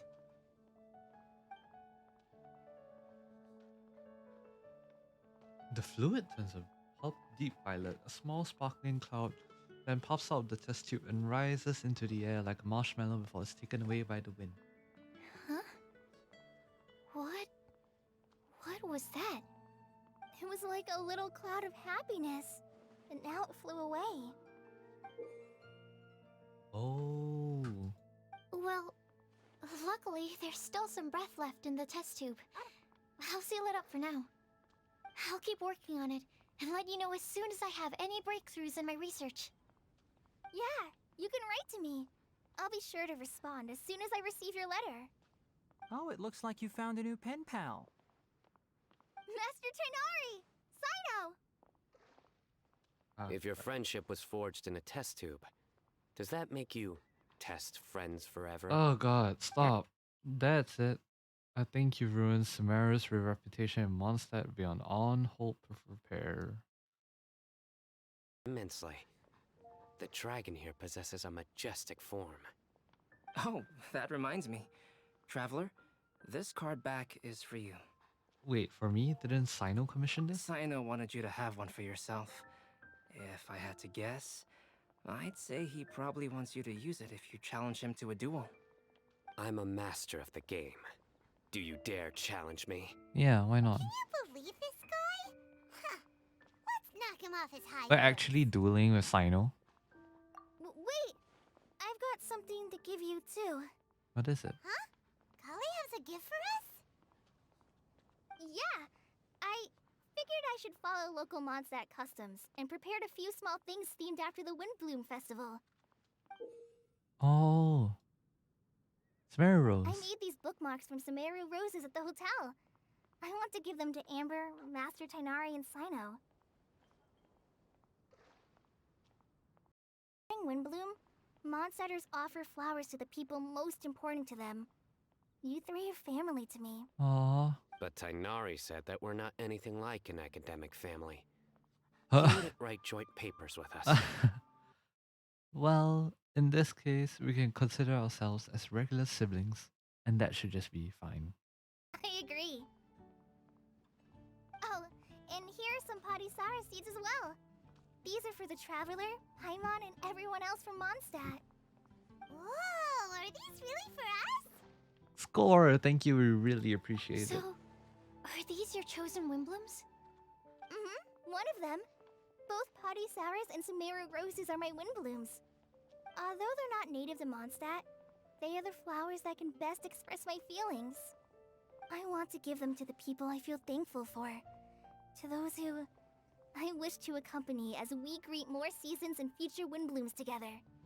The real blessing in life is when you are surrounded by people who you'd miss day and night, and who you'd want to see even if that meant crossing mountains and oceans to do so. Aww. I'm so happy to hear you say that. Sucrose, do you see that cloud over there? Is it a test tube? Doesn't it look just like your test tube? Yeah.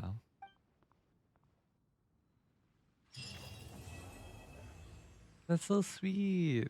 Oh my god. Collei's Windblume. Lazurite Swirl. Lazurite Swirl. Let's have a look, shall we? Let me check. To Collei, the only flower that can serve as her Windblume and convey her gratitude and well wishes is the Padisara. She now offers their seeds to you. In visiting Mondstadt again, Collei has taken a tentative step towards her future. May her coming days be as a small seed held within her palm, filled deep with the potential for light and hope. Oh man, that's sweet. Do we have an epilogue, or is that the epilogue? Ah.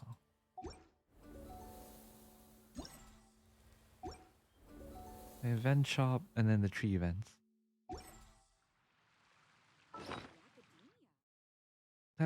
That's sweet. I like this quest. Oh, I have a wish. Should I wish on stream? You know what? I'm gonna just wish once on stream. Ah! Oh! Oh shit!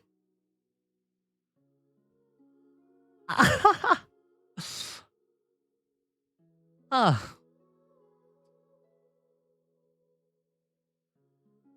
So.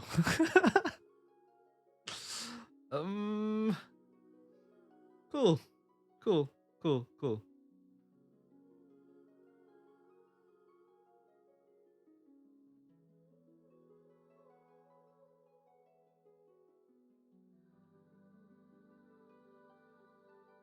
Oh my god. Well, I got Dia. I'm happy. Oh, damn. Damn, damn, damn. Right, all of these are for the events itself. I suppose I'll just clear the main ones and just have a look see at what's coming next. Wait, let me have a look. I think Lizzie's around the side. Floral Pursuit. Mondstadt Collei. Oh, okay. Yeah. Okay, did not expect that to happen. Shouldn't. Well, I have Dia now. That was kind of what I wanted for when the patch dropped. I have the whole Sumer. Oh wow. Breezy snapshot. So everyone is here. Okay.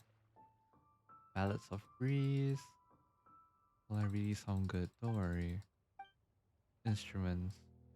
Rhythm and beat. Yep. So this is the rhythm game. I prefer playing my rhythm games over the phone, I will say. Ooh. Liar.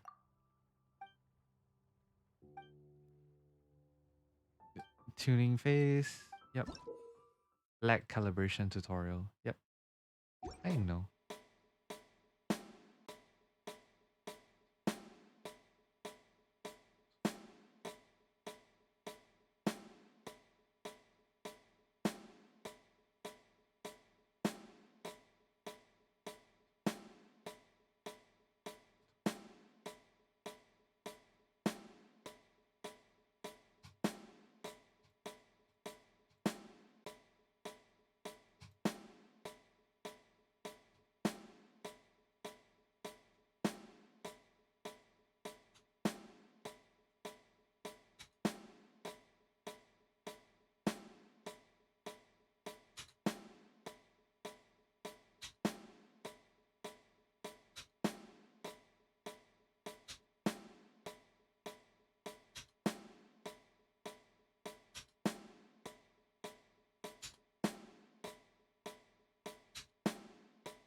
Wow, it's actually quite laggy on my side.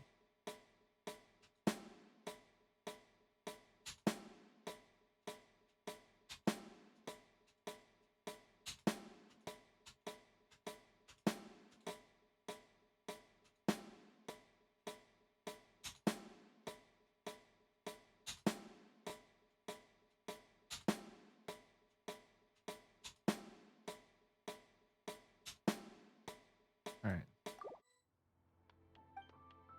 I think we're allowed to calibrate it a little bit more in the future as well. Yep. Okay. Interface. Song via spread mode, cascade mode. Oh, nice. So this is the difference between playing VOS versus what is this called? Ensemble stars, the note guide. Continuous playing effects. Yes, please. Nice. There might be a delay in the beat note on some devices. Please proceed with caution. Right, we can do that again.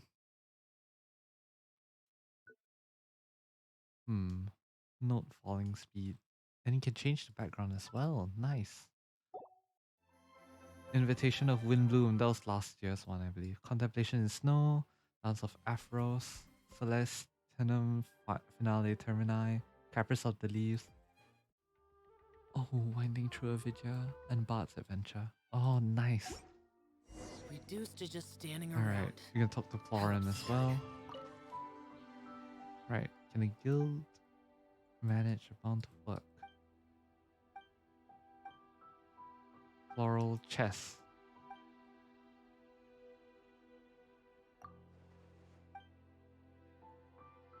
Collect as many bloom balloons. Oh, this was the other event that was shown. Alright. Collect the... Yeah, you have to collect all the bloom balloons. Must avoid the ersatz balloons. Okay, okay. And it can be a co-op mode as well. Nice. And where's the last one? There's 3 of them, right? Let's have a look. Breezy snapshots. Where are you? Oh, you're there. Oh, wow, that's easily missable. Fast bend. Photo taking camera.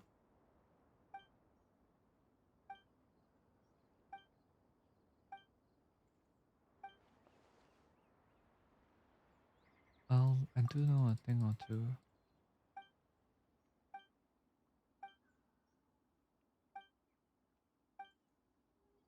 Sort the pictures into categories.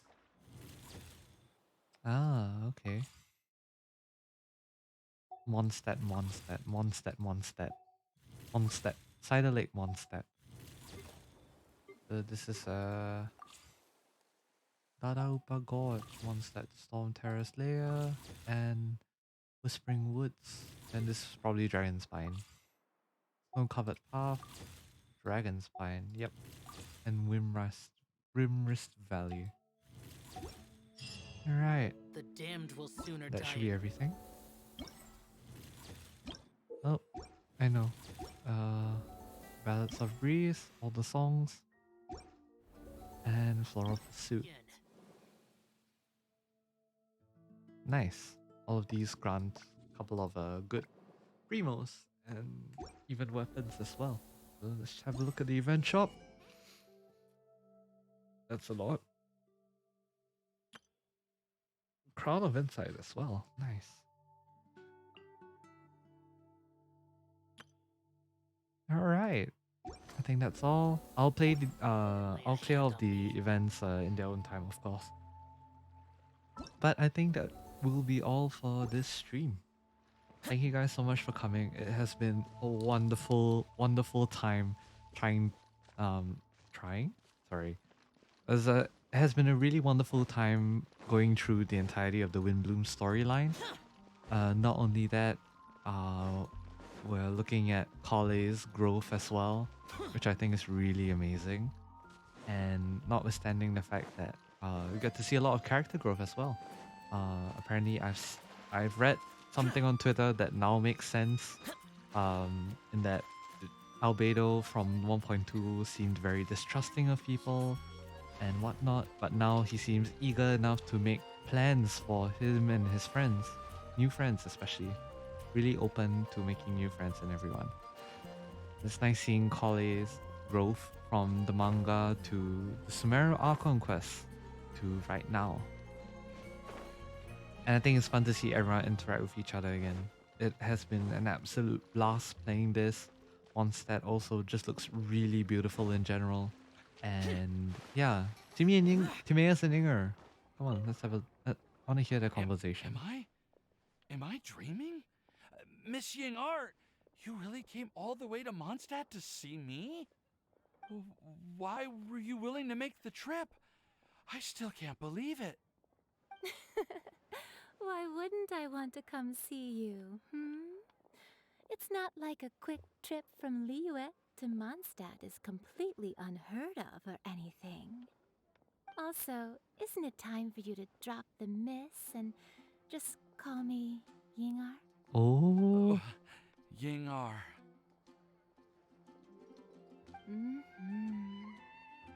Ying-ar. I think I still need some time to get used to calling you that. Look at you, already so flustered. And we're just getting started. No, I'm just overwhelmed with happiness. Thank you so much for coming to see me for Windblume.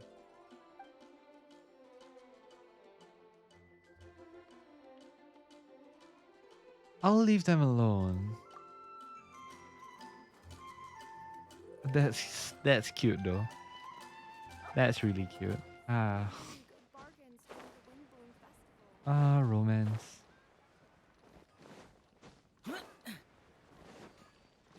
Hey mate. Oh wait, I want to check out the new card that we got too. This is the Windblume. Oh, there's a Windblume camera specifically for this event too. Nice. I do want to check the Cascade of Tone. Editing decks. Yep, I know how to edit my decks. Crap, not what I wanted to do. Deck design. Card pack. Laser. Oh, that looks really nice. A laser light swirl. Like the dragon of these, stretch your wings more freely on this battlefield of cards. Let's switch to that. So the people that missed the Windblume Festival will miss on an entirely nice new card back. Wow. Damn. Talk about gatekeeping. But yes, that will be all for this stream here. I might stream later again if I'm feeling up to it. Might be a more laid back stream if I do feel more of it. But yes, thank you guys so much for coming to today's stream. I'm just chopping bushes for no reason. Oh, free wood. But yes, thank you guys coming for this stream.